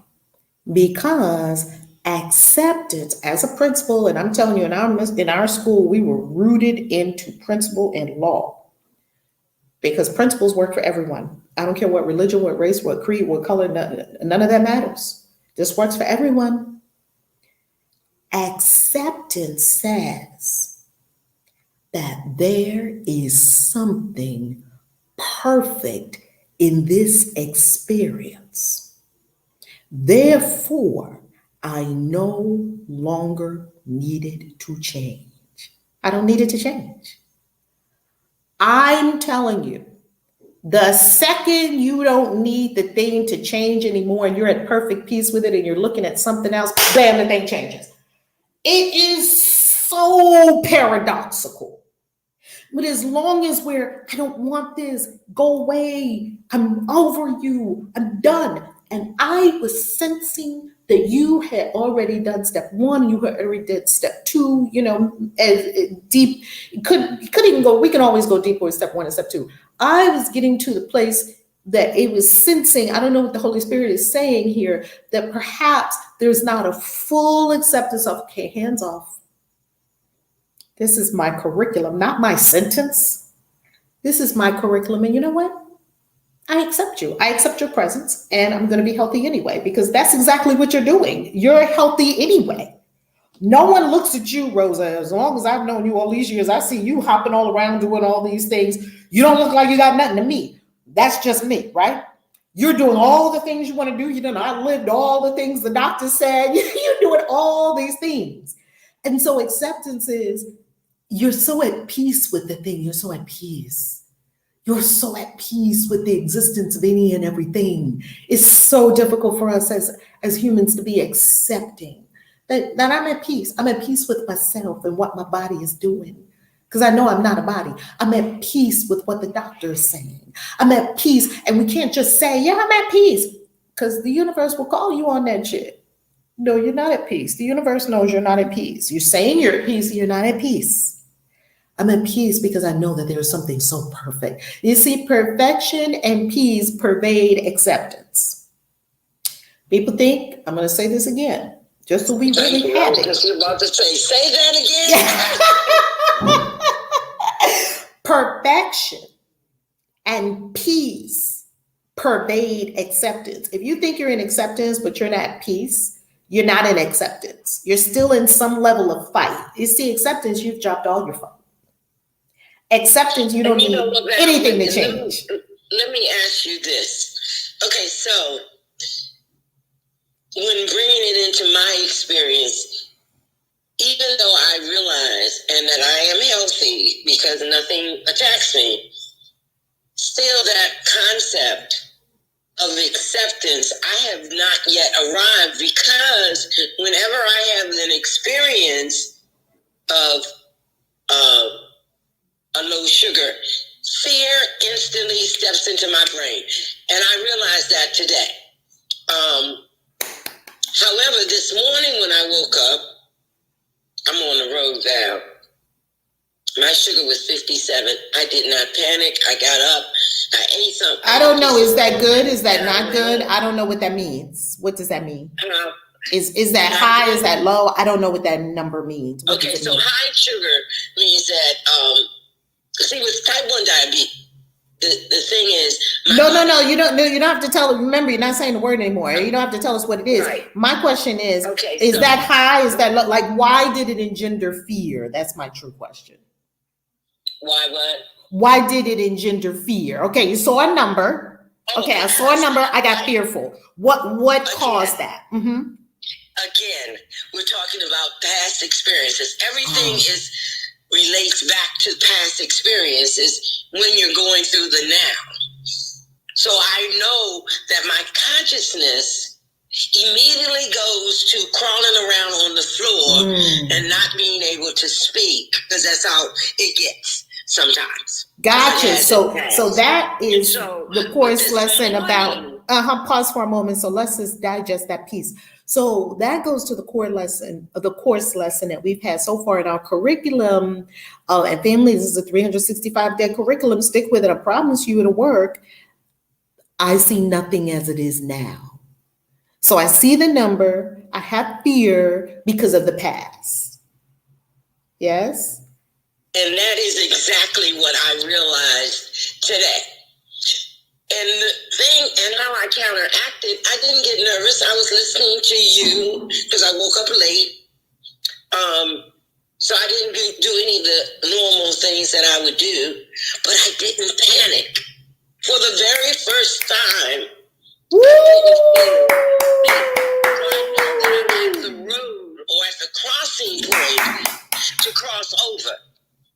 But you know me now, And so when I see a realization, I want it to happen like now. I want to wake up tomorrow morning and every morning passes and not have a reaction to anything, because I know that's no longer part of my life. And one of the things that I am grateful for is the fact that when I was diagnosed 30-some years ago, in my mind, I said, oh, that's not true. I'm not going to leave this space until I'm ready to leave, and nothing will take me out, not even this. And I said that 30 years ago. You made the declaration right then, the first time you heard it, that it was not true and that it was not going to take you out. And that's exactly what happened. Right, and it hasn't. Now I'm making the declaration that I no longer have this. It's gone. I don't need it. And you know, we went through coaching when I first started coaching with you years ago, and you asked me this question: why are you trying to kill yourself? And I'm like, what the hell is what we're talking about? You know what's so funny about that question? First, I got to tell you something, Rosa. Something that I requested. That's so. Just one quick second. What I got to share with everyone about this question. It's so perfect because that's such a spirit question. Because one, A, I don't even remember asking that question, and B, it was exactly the question that was required at the moment. Why are you trying to kill yourself? That is so profound. Yeah, and it was basically my mind, as the mind does, giving me false information and calling it a truth.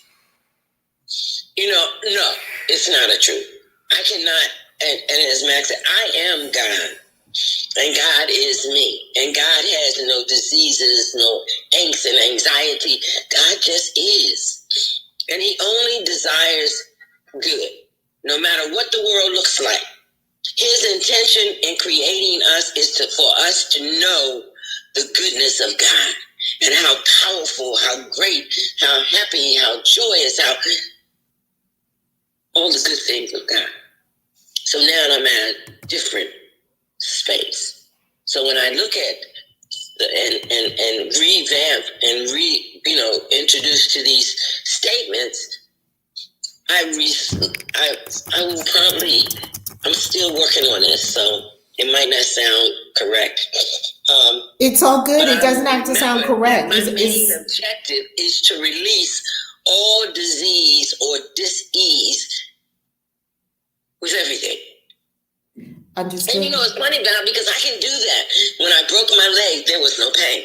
And I declared you're a powerful manifester, Rosa. Right, and you're a powerful speaker too. Yeah, you're a powerful manifester and you're a powerful speaker, and you're just powerful, period. Let me just put it that way. You're powerful, absolutely. And it's felt, it's palpable. It's not anything you're trying to do. You know, when Rosa walks in the room, people know Rosa just walked in the room, right? It's emanating. So the key is to remember is that in acceptance is also non-judgment, that there's nothing wrong with the D word, right? There's nothing wrong with it. This is a curriculum. Oh, this is a curriculum, and to not judge anything, because acceptance doesn't judge anything as right or wrong. That's why it's saying that it's perfect. See, it's perfect for me at this moment. I did this fight with my money for so many years. I'm telling you, Rosa, while you were battling with the diabetes, I was battling with the money. No, I don't want it to be like this. No, I want even when I had money. I had money, I didn't have money. I had investments, I didn't have investments. I had real estate, I didn't have real estate. I was still in the battle. It didn't matter whether I had a lot of money or didn't have a lot of money. I'm in the money school. And when I started to accept it, I started to laugh at these things, to start looking at it, didn't need it to change, and was A-okay with it. It was peaceful in myself with whatever the money did. Then here come all the money. It's very interesting. Money, investments, whatever, everything's paid off, it wasn't like I wasn't doing work on it. Of course, I was doing A, B, I was doing all 3 A's. I was coming to awarenesses about things. See, this could take years to transform the consciousness. It's not really about the money or the body experience. It's about what's going on in consciousness. And it took years to understand to have all the awarenesses of all the things that I was doing within myself that was causing me to have the money situations. And then I was looking at, I had to take ownership and responsibility, because in that second step, I used to blame the bank. They took $35 out of my account. Well, they took $35 and now my account is overdrawn. I was so mad at the bank. That's not me taking complete and total responsibility, because if I had more than $35 buffer in there, they wouldn't have had taken my account overdrawn. Okay. And why did I give out money that I didn't have? Okay. Let me just be honest with myself and tell myself the real truth. Let me own all of it. Let me take responsibility for all of it. Let me sit in the cause chair, and now all the effects would make sense to me, because I'm the cause of all of this, not the blame.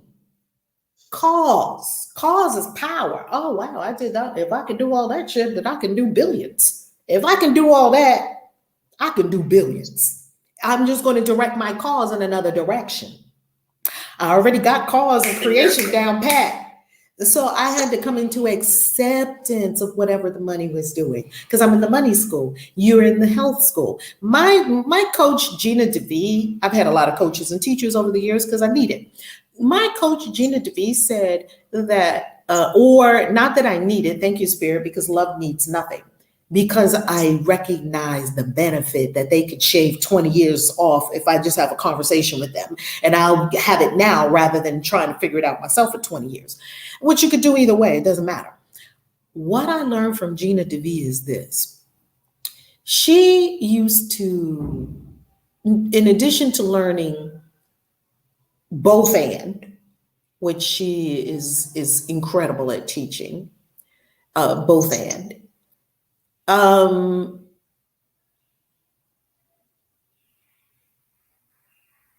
that doesn't apply. Thank you, Spirit.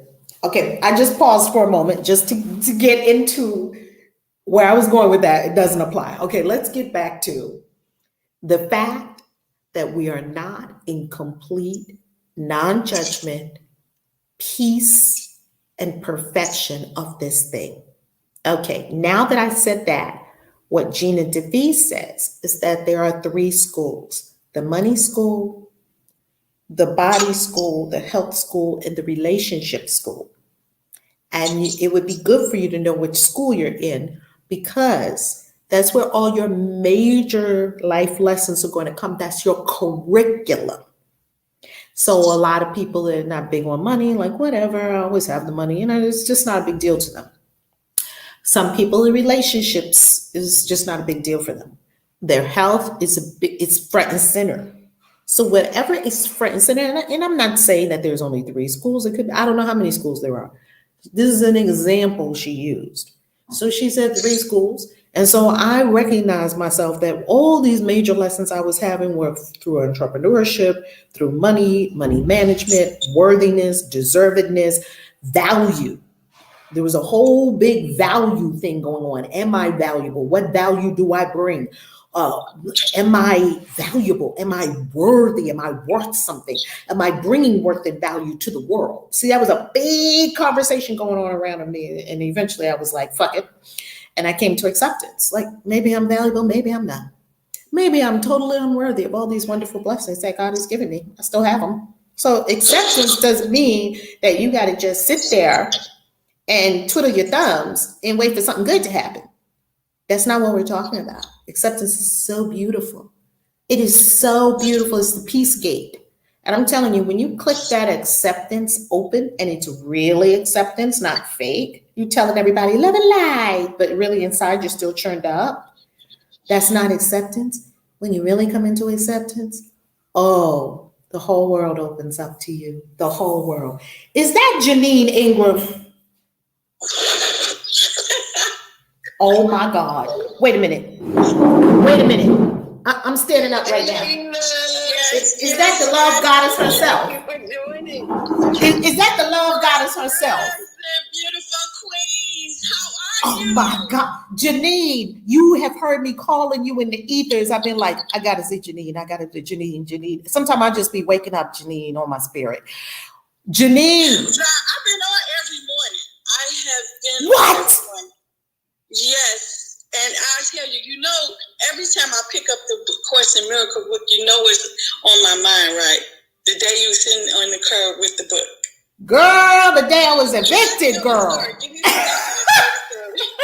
See, Janine is an OG. Janine is, and I kept saying I'm gonna stop calling people old gangster, original gangster. I'm gonna call you master gangsters. MG, Janine. Cherry, let me tell you, Janine can tell you some stories. If Janine ever wanted to blackmail me, she could. I would never do that. I know. Oh my God. You go to the world, baby. You doing some good stuff. You look so good, look so amazing, and doing a phenomenal job. And when I think it was Zakia and Rosa who sent and said you were doing a Course in Miracles.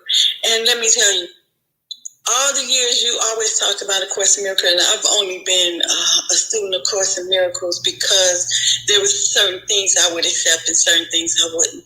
In this journey, I really understand. I've grown so much, and I'm so excited about it because I couldn't understand the Course in Miracles. You loved it. I was I'm not getting it. But this time I really get it. I have went to a 10-day science retreat because you were the science queen. And I was there thinking about you the whole time I was there. And the Course in Miracles came up in my, and you were on this journey. So I said, I got to do it. So every morning I get up and I do it with you. And I take you with me on my way to the gym because I get up and go to the gym in the morning. And I said, one day when I'm not on the way to the gym, I'm going to just come in on Clubhouse. So I came in this morning and I was listening to Rose, and I love the 3 A's that you said. And I wrote them down because it's so true. The acceptance piece. And I just want to say, I saw you and I see you. I saw where you came from. I remember when you were sitting out there on that corner and reading I said to myself, who does this? Have this experience that you was experiencing in that right now moment, and you sat and waited for someone to come get you, and you was reading A Course in Miracles. You my hero, you my hero. I see where you are now. And you changed the consciousness. See, a lot of people can talk about it, but when you've been through it and you know how to go through it and win, that's you, my sister. You always will be at the top of the masters to me. You are so amazing. Janine, you got me over here in tears because how is it that they took my stuff out in trash bags?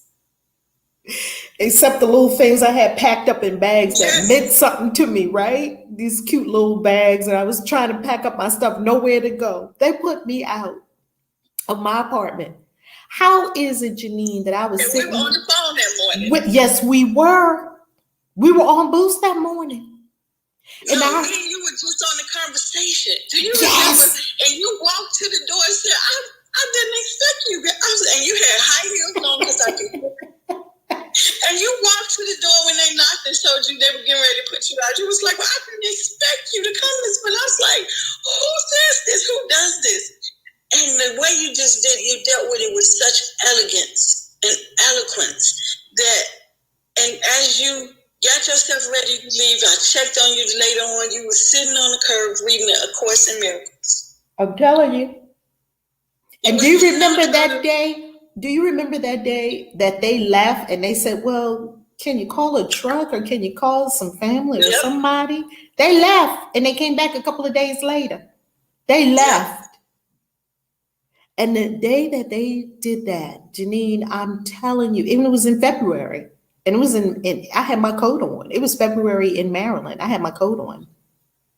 And I sat there. How is it that where I sat and just looking at all this stuff outside, how is it that I look to the left and sitting at the top of the bag of books was A Course in Miracles? How does that happen? I was like, oh, well, I ain't got nobody to call. I ain't got nowhere to go. I got all the time in the world. I picked up the Course in Miracles and opened it. And why did whatever lesson I read had something exactly to do with what I was experiencing right in that moment? It was surreal. It was surreal. How am I a spiritual teacher sitting outside? How does this even happen, God? But look where you are now. You know, that was an experience, and you went through it so eloquently. And I remember the beauty of how you went through it. You didn't curse.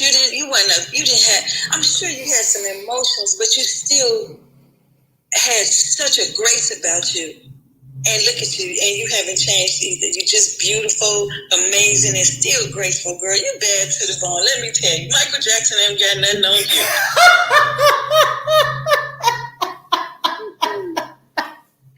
Janine, I love you because you were right there. You saw it. Oh my God, family. Janine saw it.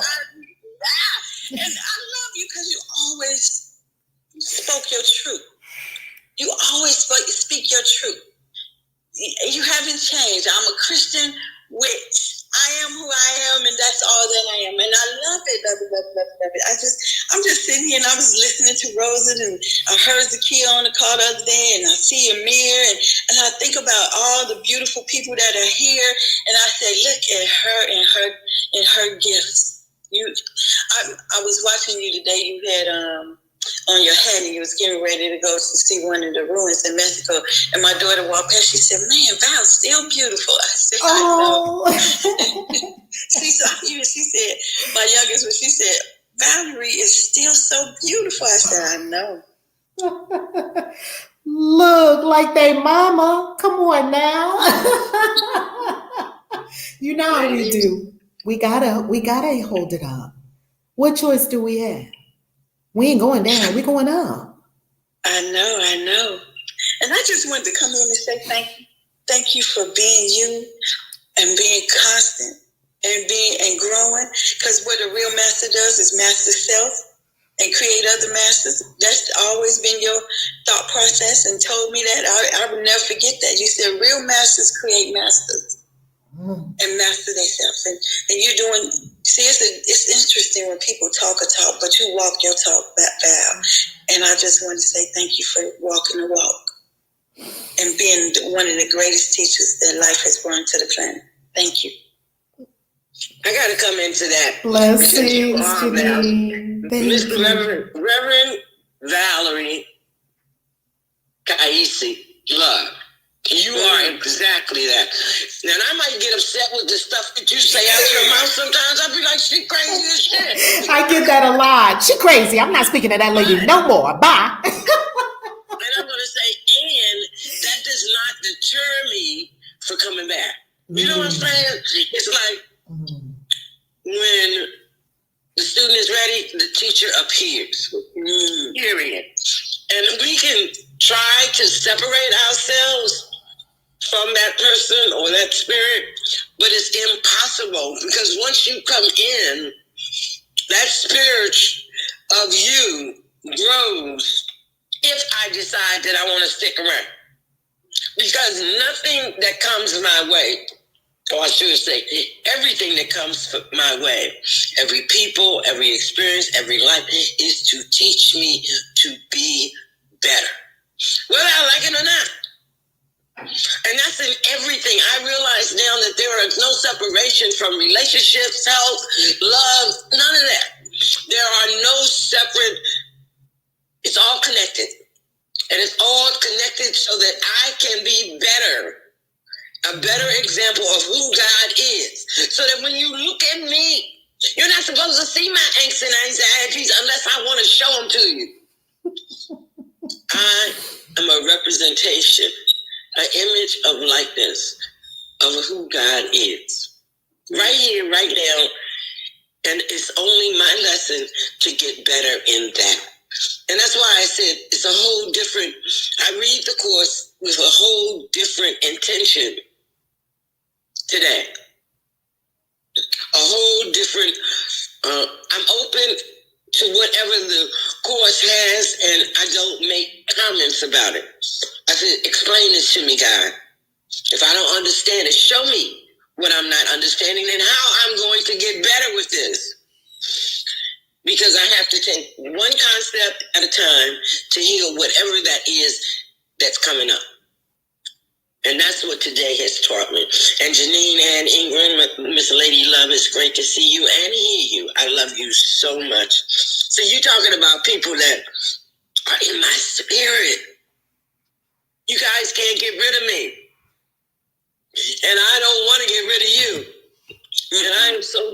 We in this forever. We in this together forever. Whether we see each other, don't see each other, we're in this forever because our spirits are connected. I have to tell you something about. I have one question about. Yeah. So you were on a booth one morning, and you had been in fasting, and you had been asking God about money, and the angels told you about love. And how today do you see love affecting how you vibrate with money now? That is a beautiful question because I decided to walk out what the angels told me, even though I didn't like it. It was the truth. Remember, I was like, love? What the? I said, I love it. Love. Oh, you got it right away. It took me a minute. I wasn't on that board. I wasn't on board because I didn't have money in my bank account and I was about to get evicted. And the angels was telling me about love. I was like, what the fuck? My name is Love. You ain't got nothing else. Girl, I was mad with the angels that day. I called them all and they was like, love. And I'm like, what the fuck? Love what? And they broke it down. They did break it down. They broke it down into 7 avenues, 7 aspects of love. And I wasn't doing them all. And so then I started doing that. I said, well, let me do it. As the Course tells us, don't believe it. Don't like it. Just don't resist it and don't fight it. If you want to do it, just do it and see what happens. And Janine, I started activating it and it came effortlessly. And more ideas to create more abundance came effortlessly. It took years. To be honest with you, Janine, it took years. Not because it has to take years, but because that was my process and that was the level of resistance I had to it.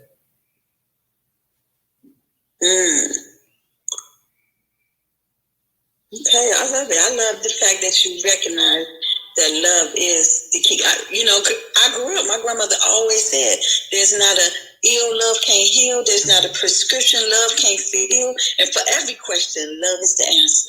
And when you said it that day, I immediately understood that when we operate in love, we operate in the highest vibratory energetic expression, and we get in alignment, and then everything just flows to us. I remember being in Starbucks line when you said it that day. I was like, love is the answer to our money.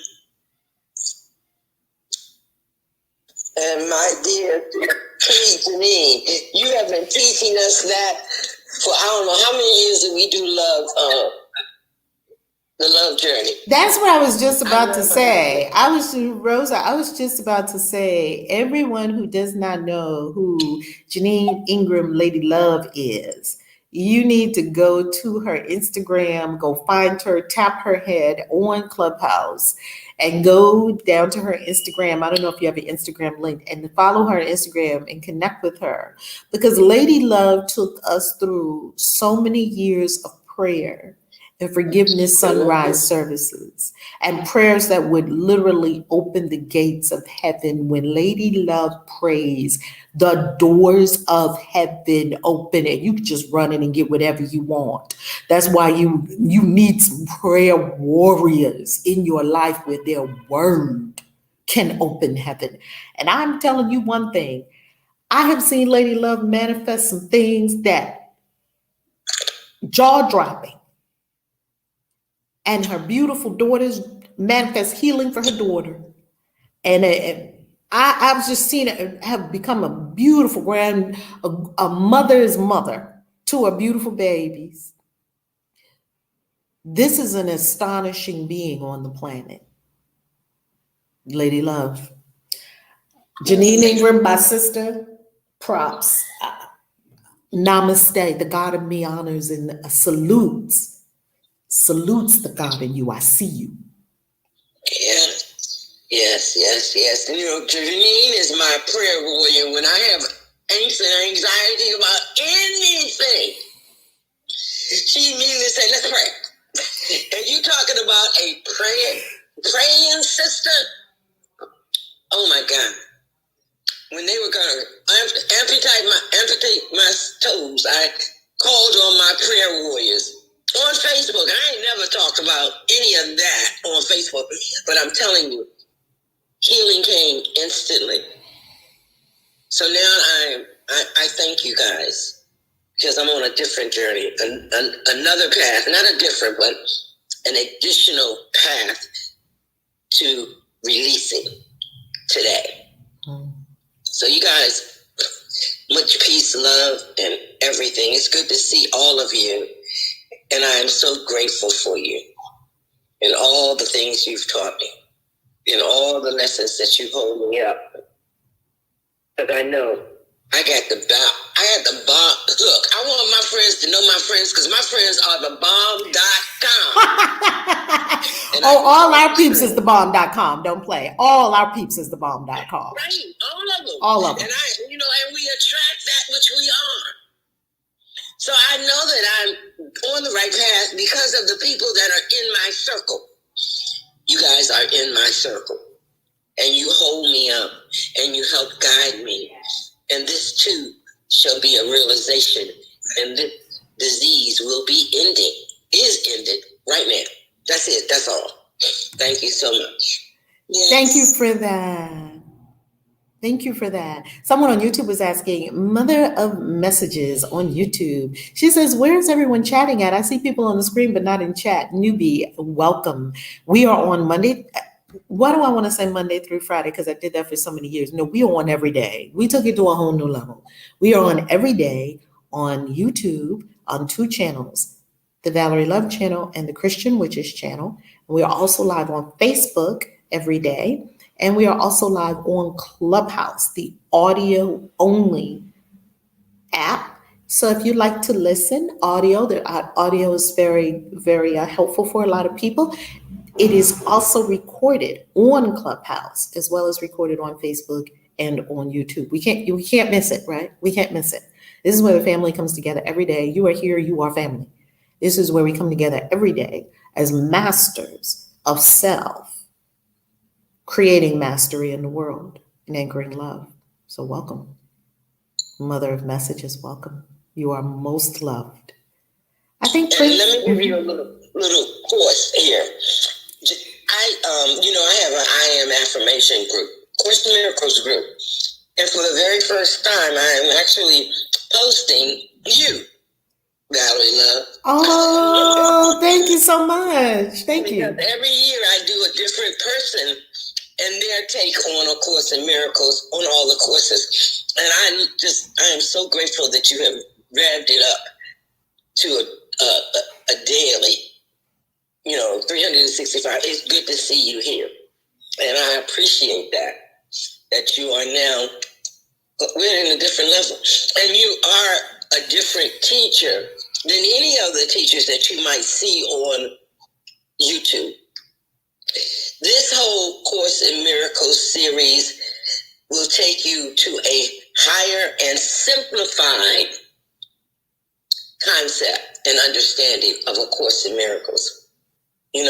Because we're having conversation, which none of the other people on YouTube and the Course in Miracles do. They don't have conversations other than Marianne. Now, Marianne does it. So you're at a whole different level, my sister, Miss Valerie Kaisi, and I am so grateful, because you are actually helping the spirits that come to you to accept and relieve using this Course in Miracles, because it is nothing but love. And I see that in this whole conversation, and you guys are just, as I've said many times, the bomb.com, and I'm willing to stay. I'm done. Rosa. Thank you for accepting me. Of course, Rosa. You know how much I love you, Rosa. You're part of our family. My kids know Rosa. Rosa is part of our family, okay? Rosa, it was in November. We were on one of our we were in our 40-day process on the Wealthy Goddess doing the abundance principles with John Randolph Price. And one of those mornings, it came to me, it landed right in my spirit. Course in Miracles every day. In 2022. This was November. And I said, okay, well, family, we're doing A Course in Miracles every day.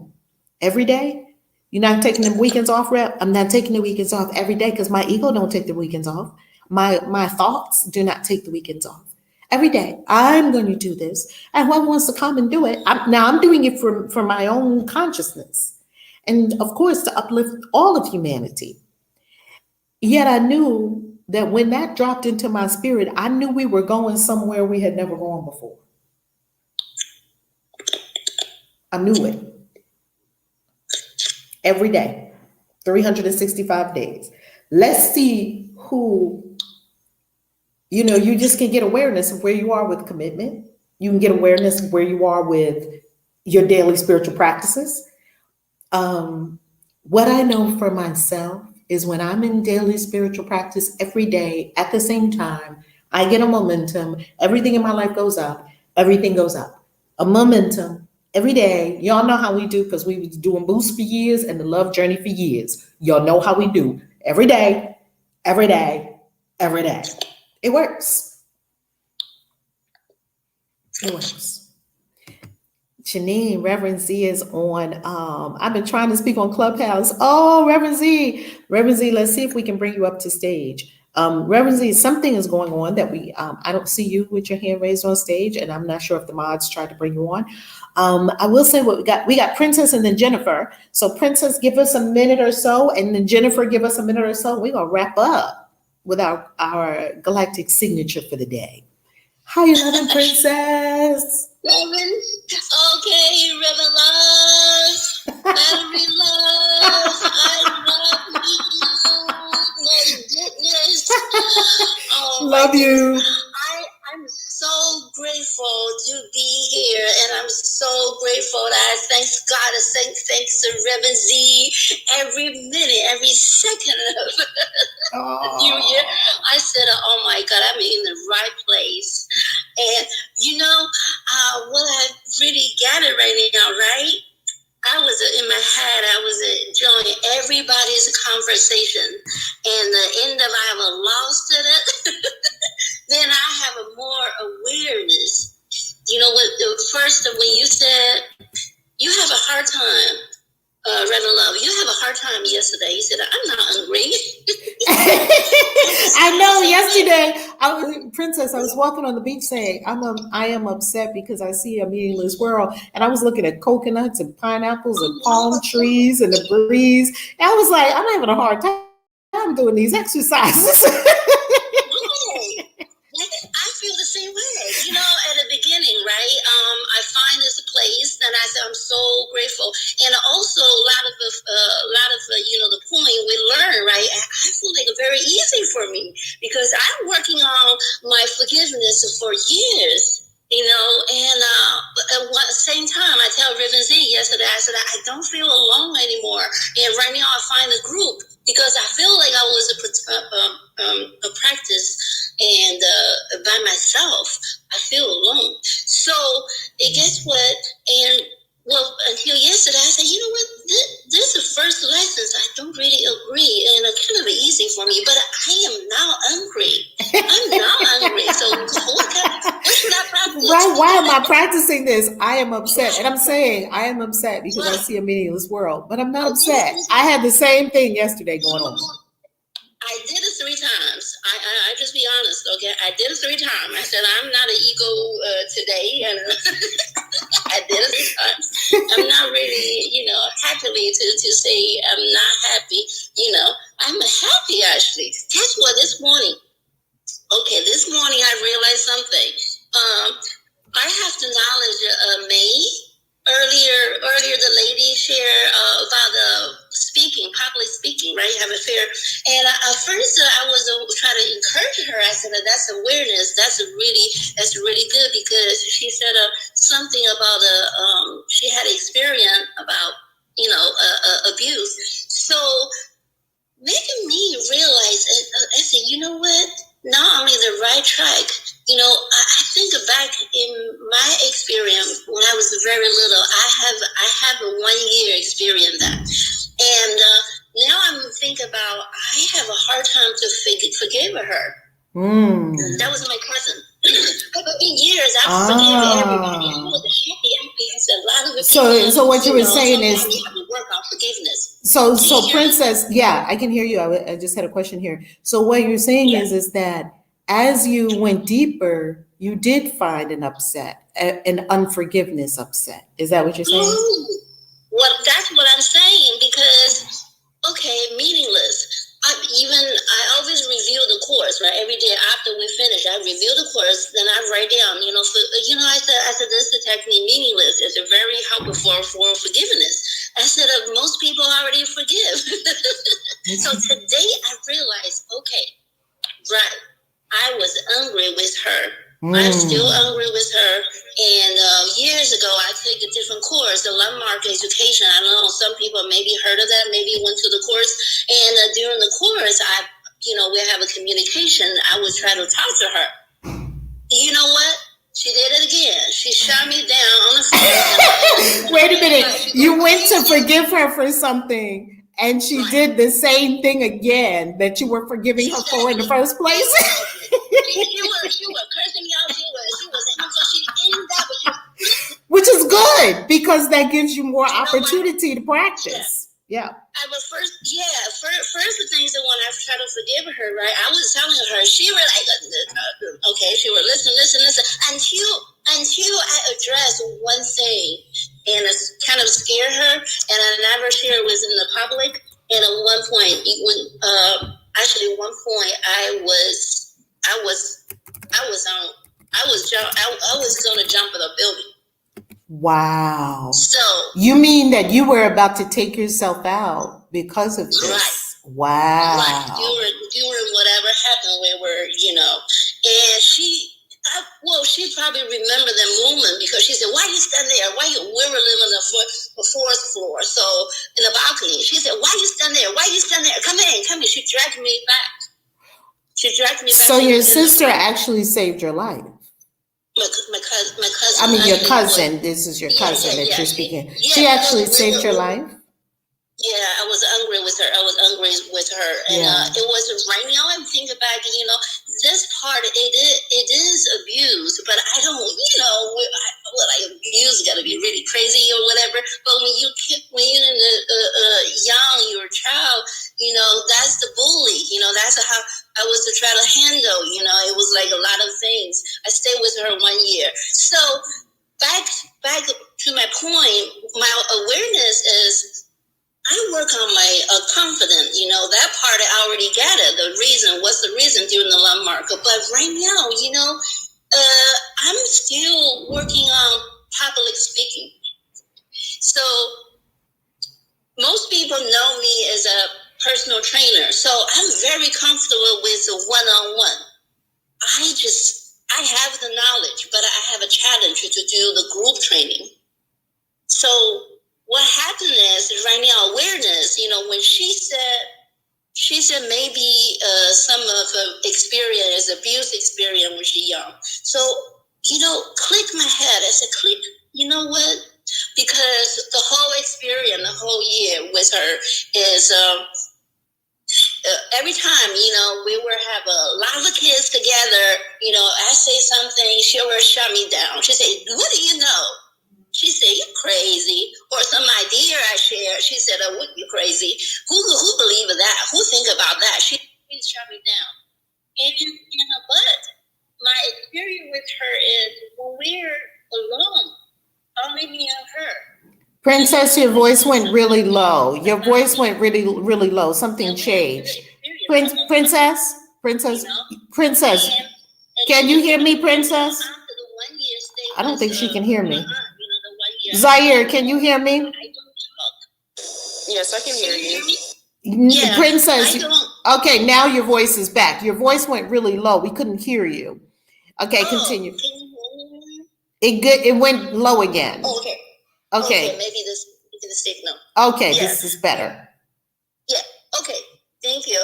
And I don't know how much you're missing, but I would just feel my experience is like I only have a voice one-on-one, and I don't have a voice when I group people together. Oh, so what you're saying is,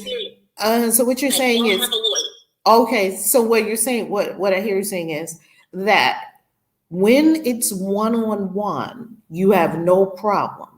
Yet when it comes to being a group, here comes the fear, and that this is connected to your experiences with your cousin, who was always, it sounds like she was just always belittling you. And like you said, abuse is not always physical. It sounds like she was being very dismissive of you, deriding you, and so forth. Now, these people, this was one thing that also came to me in your share, is that people who do that are very hurt on the inside. This is what they're doing to themselves. And they're just spilling it out on you because you just happen to be there. But this is what they are experiencing. So never take it personally, right? It's not about us. Nothing anyone does is about us. Everything people do is about them and their consciousness, period. End of story. And so therefore, we can have compassion for people because we can say, oh, everything is love, or call for love. We can have compassion for people and say, this person, of course, proper boundaries. We're not going to stand there and let somebody beat you up, or because I'm from the hood. We're not having that, right? You know, I'm from the school of don't start none, won't be none. And do we need to step outside? That's the school I'm from. But anyway, so we're not going to just stand there and let people do whatever. That's not loving to self and kind. Yet we can also have a loving compassion for people who are like this, because I have found every person that is like that, that derides you, that is mean to you, that belittles you, their inner critic is whipping their ass. Literally, their inner critic has a whip and is whipping them, and they have welts and cuts bleeding out across their own back, because that's how horrible their inner critic is. And that's just spilling out when they're in your presence. And if you take it personally, well, then that's your issue too. And your job is to, everything is called love or call for love. So that means people like that are saying, will you love me, please, in the most unloving way? And the response is always the same, love. It's always the same. The response is always the same, love. Love does not mean that you're going to take a scorpion and put it in your underwear. That would be dumb. That's not love. People think love is, oh, just let people do anything. I'll just love you. You're not going to come in my home and smoke. You're not going to walk in my house and do this, that, or the other. I don't even have a house. I have houses all over the world. You're not going to come in my presence and do whatever. That's not love either. Love is not being a doormat. That's not what we're talking about. So a lot of people have love twisted. Love is source. Love is divine. Love is an energy, the creative energy that sustains and creates this entire universe. It is far beyond an emotion and a feeling. So no, love is not going to let you just do anything. And love is also going to know where you're coming from. This person is coming from pain. And love will also tell you what to do about it. That maybe you can talk to this person, or maybe it's telling you to go and pray for the person, or maybe it's telling you to buy flowers for the person. It'll tell you what to do. Love will tell you what to do. Yes, we'll always know what to do. Divine love always knows what to do. If anything, sometimes divine love doesn't tell you to do anything, then that means just be still and know. Love for you and them. Right? Yes, that's exactly where I am, and then I realized this, and I was when I tried to forgive her, I was trying to forgive her. That was how long ago? That was right before I met you. How long when did we met? 2018. Many years ago, because I was still in. No, not 18, 2008. I'm sorry, 2008. Wow. So that was the same time, after I met you. The reason I said that, you know what? It was 14 years ago. Rather love, but don't recognize me, don't know me. You know why? I remember you from the Wednesday nights. I remember you from the church. You remember, yeah, but at the beginning, you don't remember. You know why? Because I was so shy. I don't talk before I take the landmark. When we first met, I was still shy. I was still don't talk. I still remember Reverend the granddaughter. I remember. I tell you. Yeah, Muhana would stand right up on stage at 3 and 4 and be talking to everybody. No problem. I tell you why I remember her, because I have a one feeling. I have a one, is I so admire her. I said, oh my gosh, she only 3 and she talked. Well, when I was a 3, I would talk everywhere I go. I was talking, and I don't know why I'm so shy right now. And I was here's the princess. Let me jump in here for a minute. We have a saying on Clubhouse to land your plane, and that just means, okay, we realize that we can't be here for 8 hours, and so we just want to wrap it up. Because me, you, and Rosa J. Hodge could talk for like 20 hours straight, and we would never miss a beat.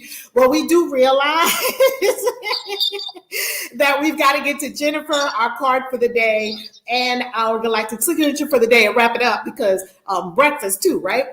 Yes. So That's we do right. realize. So That's right. I love what you're sharing. Love you. Oh, I love it. And, I love you. I love this place. And I encourage everybody to keep it sharing, and I will keep it sharing and go through our journey together. I love you guys, and thank you so much. And also, just remember everything we go through, we've been through, Miss Rosa, and there is the purpose. And when we look back, there is the purpose. That's divine love. Take us to the place that when the circumstance didn't kill us, that's the time we will go through it. We need to share. I'm done. I love that. I love that. I so appreciate you coming back to us and bringing your shining light back to us after all these years. Well, you never left because we're always all together in love. I never left. You never left. You never left. I cannot tell you how happy I am that we are together. I cannot tell you. Reverend Z, oh my God, it makes me so happy. Reverend Z. So we were talking another hour yesterday. I love it. Reverend Z is is leaving a message right now. She has a message right now on YouTube that I'll share with you all. It says, I'm so filled with love to have all my teachers in one place. You, my amazing lady love, and my beautiful sisters and brother, Rosa, Princess, and Emir, my family. I love you all so much! Exclamation point, exclamation point, exclamation point. So we have been in this thing together for so many years in this lifetime. And something tells me that we've been in other lifetimes together for even longer than we can imagine, right? And we met up again as a big family reunion again. So here we go again. It's beautiful. It is beautiful. Oh my God, it's beautiful. All right, we're going to go to Jennifer. Jennifer, you have been waiting so patiently. No, just remember the message me. I'm still waiting for the message. I need to be there too. Oh, you know what you do? All right, you're Thank you so much. You know what I realized, Princess? This is what I'm going to ask you to do, Princess. Go to ValerieLove.com. Okay? And then when you get there, click on Speaking and Media. Okay? Yeah, Speaking and Media. And there's a little form on there. Put in your name. I don't know why I didn't think about this the other day to just have you fill out the form on my website. It's just a little form that says name, email address, and phone number. And what do you need? Usually we use that for speaking engagements. If you want me to come, family, anyone. If you like me to come for a speaking or teaching opportunity at your spiritual center or retreat and so forth and so on, then that's usually the form we use for that so that we can get more information from people for speaking and media requests if they want me to come on a podcast or something like that. So you can use that form so that I can get your name, put your name, your email, and your phone number, and then say what your question is. And then that way I can reach out to you and give you exactly what you need, okay? Okay. Okay, perfect. Okay. And family, beautiful. Family, there's something else I want to make sure that you all know. We have our 222, activation event coming up in Miami in February. We can't do 222 of 2022 without having an incredible acknowledgement of the incredible 222 energy. So we're having a 222 activation event in Miami.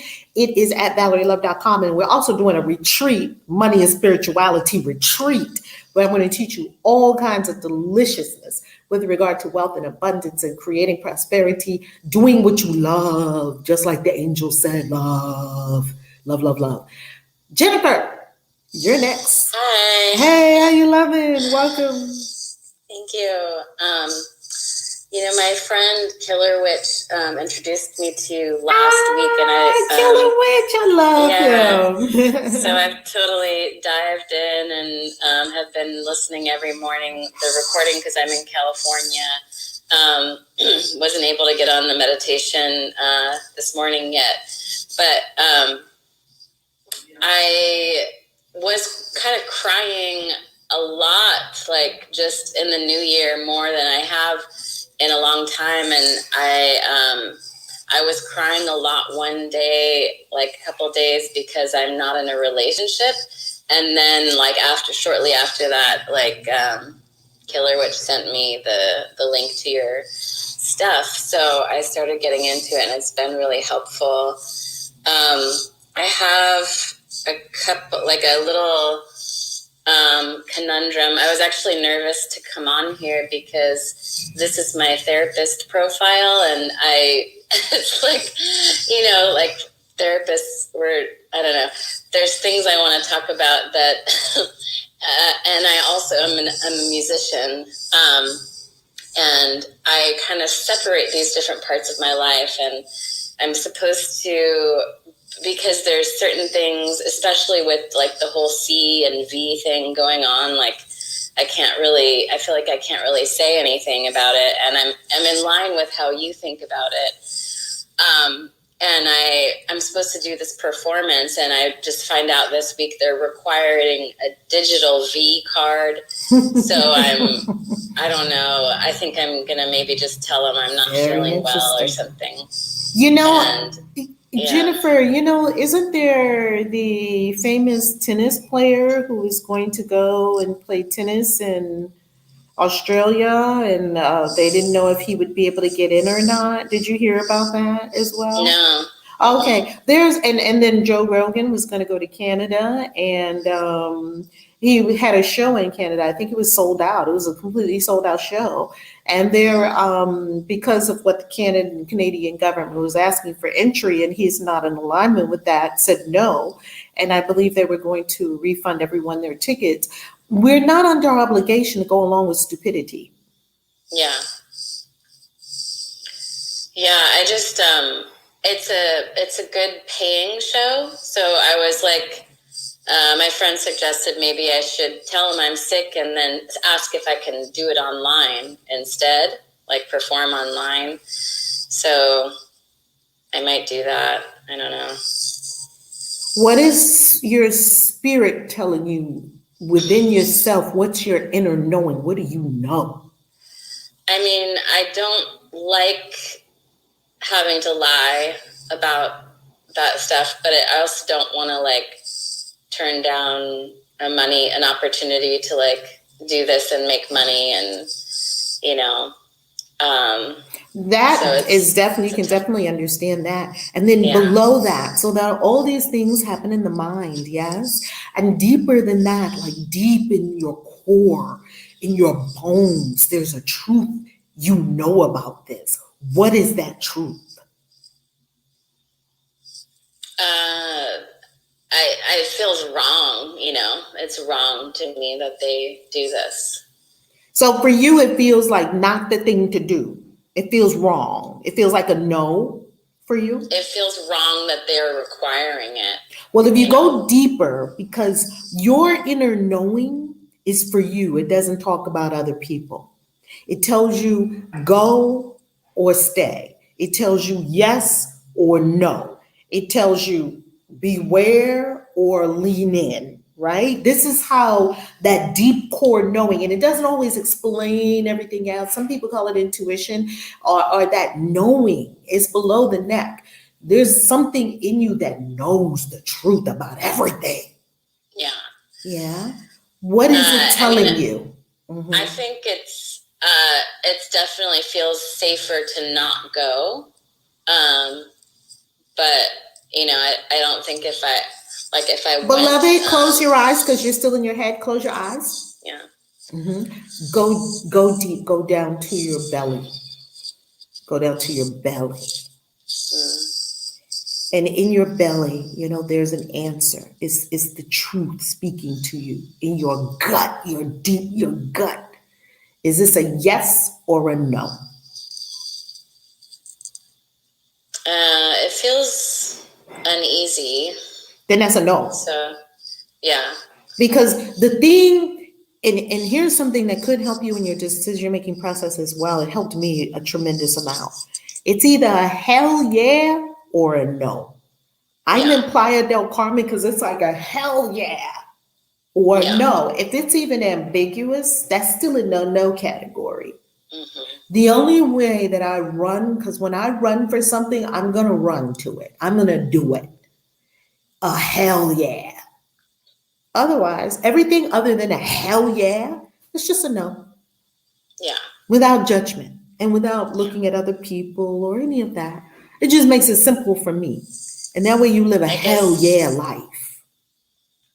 I don't know if I can tell them actually the truth at this point, because I already told them that I had this V, Oh, gotcha. You know what I would do? Here's an opportunity. Are you ready for something really ballsy? Yeah. Okay, here's the really ballsy move. Because truth requires tremendous courage. I would tell them the whole truth. I would say this. I would say, is it okay? Because whenever you get ready to tell somebody the whole complete honest truth, and your mind is making up that they'll probably be pissed or upset or whatever, ask this question. Can I be 100% completely honest with you? Now, what would you say if I asked you that? Jennifer, can I be completely 100% honest with you? Yeah. Yeah. Everybody says that. I've never asked a person and they said, no, keep lying to me because I like when you lie to me. Like nobody ever said that. They always say, oh yeah, you could tell me the truth, because they sense that you're getting ready to be vulnerable. You're getting ready to say something that you know you need to say, and yet you're concerned that it's going to upset them, but you can't keep going in the lie. So is it okay if I be completely honest with you? And usually they even change their demeanor and they turn and they look at you and they say, well, of course. They usually drop what they're doing. It works perfectly because they know you're about to say something. And you say, and you close your eyes, don't look at them, don't make it about anybody else. I was so afraid and I so wanted this job because it pays so much money that I need right now, that I told y'all I had to be, and I really don't, because I don't want it. And I'm so afraid. And I'm now even afraid to say this to you right now for what you might think of me. Yet I can't keep going on living in a lie. And I know y'all want me to be there, and I want to be there too. The truth works. It just does. It does what's happening for you right now. It just crumbles everything else. It's like a beautiful cleanser. It cleanses us. And then it releases us from our past mistakes. It was just a mistake. I made a mistake. I lied because I needed something. And that was the best way I could see to do it. Yeah. And now I wanted to, and don't make yourself wrong and don't make other people wrong either. Just make a new choice right now. That's all, beloved. You think I should do it over the phone? Because I just communicate with him on email. Yeah, you can do it email, over the phone. You can do it however you are led to do it in your spirit. What I know is the truth works. Like, I messed this up, and I messed it up because, and who among us can cast a stone? Not one. Like Christ said, who among us never lied?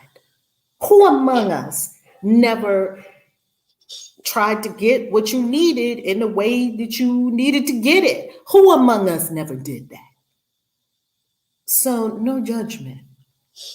Right now you can come clean. I can come clean right now. Let me just say it. And then you'll be free. Your spirit will be free and your soul. Yeah. Yes, Jennifer? Thank you.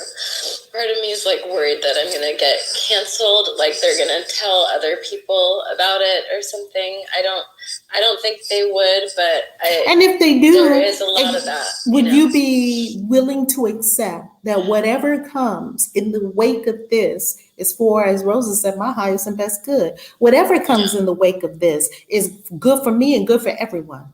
Because the truth only yields what's good for me and good for everyone. Yeah. Yep. So whatever happens, I'll leave it to the universe.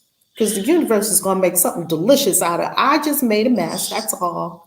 And the universe is going to take it. The universe takes my shit and makes manure and grows flowers. That's what the universe does. It takes my shit that I made and it somehow makes it into fertilizer and grows flowers. That's what it does. And guess what? It won't be the last time that maybe you find yourself in a situation like this. I mean, that's why we have to do this with so much love and forgiveness. Yeah.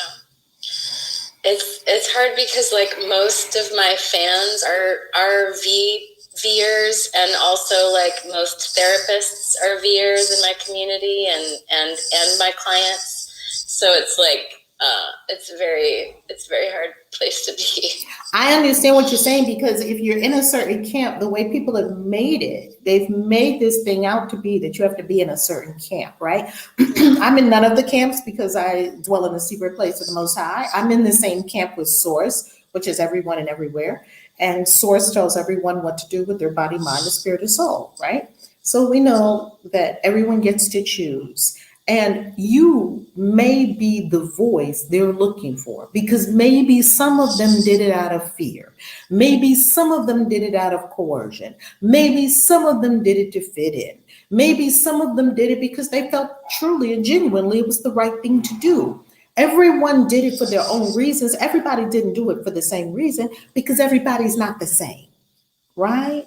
So you could be the voice that allows a healing and a bridge to what seemed to be like two camps, and they make you pick a side. Which side are you?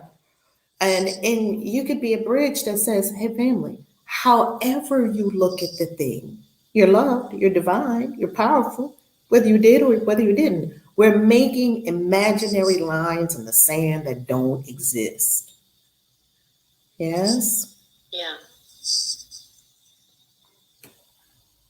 Is that I can understand your concerns. I understand all of them, because it was very similar to my journey when I was a tarot card slinging witch trying to front as a Christian. Not saying that you were trying to front. What I realized is I didn't have to throw out either one. I could integrate. I was so afraid because all the people around me were Christians, and it's Jesus and Jesus, Jesus, Jesus. And what's wrong with you? And now I was in there with them. So when I kind of raised my hand and said, hey guys, I'm a witch. What? In a burner, bring out the stake. Let's start getting the fire ready, and let's, the whole thing that people do. That's fear drives all that. How about we have calm, loving discussion, presenting all sides without censorship, without meanness. We can talk about it without meanness, can't we? We can talk about it without flying off the rails, can't we? If we can't talk about things without flying off the rails, humanity is over. We must be able to talk about things without flying off the rails. True? We can do it. I believe in us. We can do it. So you may be the bright light your community is looking for. Just tell them the truth. Yeah, you can do it. Thank you. Yeah, you're really powerful. I mean, you would have never came on stage and spoke to us, and you're willing to be vulnerable. I cry every day, Jennifer, Y'all make me cry every day. Every day I cry. I cry every day, and it's beautiful. It's beautiful. Oh, thank you. What time is I was asking you over email, what time does it end on 222? Oh, that was you, Jennifer? Yeah. Oh, beautiful. Yes, on those days, we generally end between 5 and 6 p.m. Okay. So that you, when you come to the retreat, so that does that work for you for your schedule? Because we usually go like a full day. Yeah, I just might have to reschedule a couple clients, but it's not a big deal. Oh my goodness. I'm so glad you let me know that you're the same person that I was emailing. Okay, good. Good. Now I can connect. I so look forward to seeing you in Miami. That's gonna be amazing. That's gonna be amazing. We're gonna have a good time together. All righty. Our family, who has our galactic signature? Dr. B, thank you, Jennifer. I appreciate you. All right, it's on you, Dr. B. Oh, it's on me. Okay, this was a beautiful conversation. Thank you, everyone, for contributing to our platform today. It was so beautiful. Let me tell you, I got up, I went and got a massage, came back, and you all are still talking. So it's all beautiful. Our galactic signature today is blue overtone eagle. I empower in order to create. Commanding mind. I seal the output of vision with the overtone of radiance. I am guided by the power of abundance. I empower in order to create. Commanding mind. I seal the output of vision with the overtone of radiance. I am guided by the power of abundance. I empower in order to create. Commanding mind. I seal the output of vision with the overtone of radiance. I am guided by the power of abundance. Blue, overtone eagle. Go ahead, Blue Eagle. We got abundance working for us today. We commanding our mind today. I love it. All right, everyone on Clubhouse, if you can send some love to everyone on YouTube and Facebook and all over the world, unmute your mics. I love you. Yes, I love you. And I stand with you, Jennifer. I stand with you. Woo! Love you all. Everybody. I love you guys. Love you. That was great. God bless.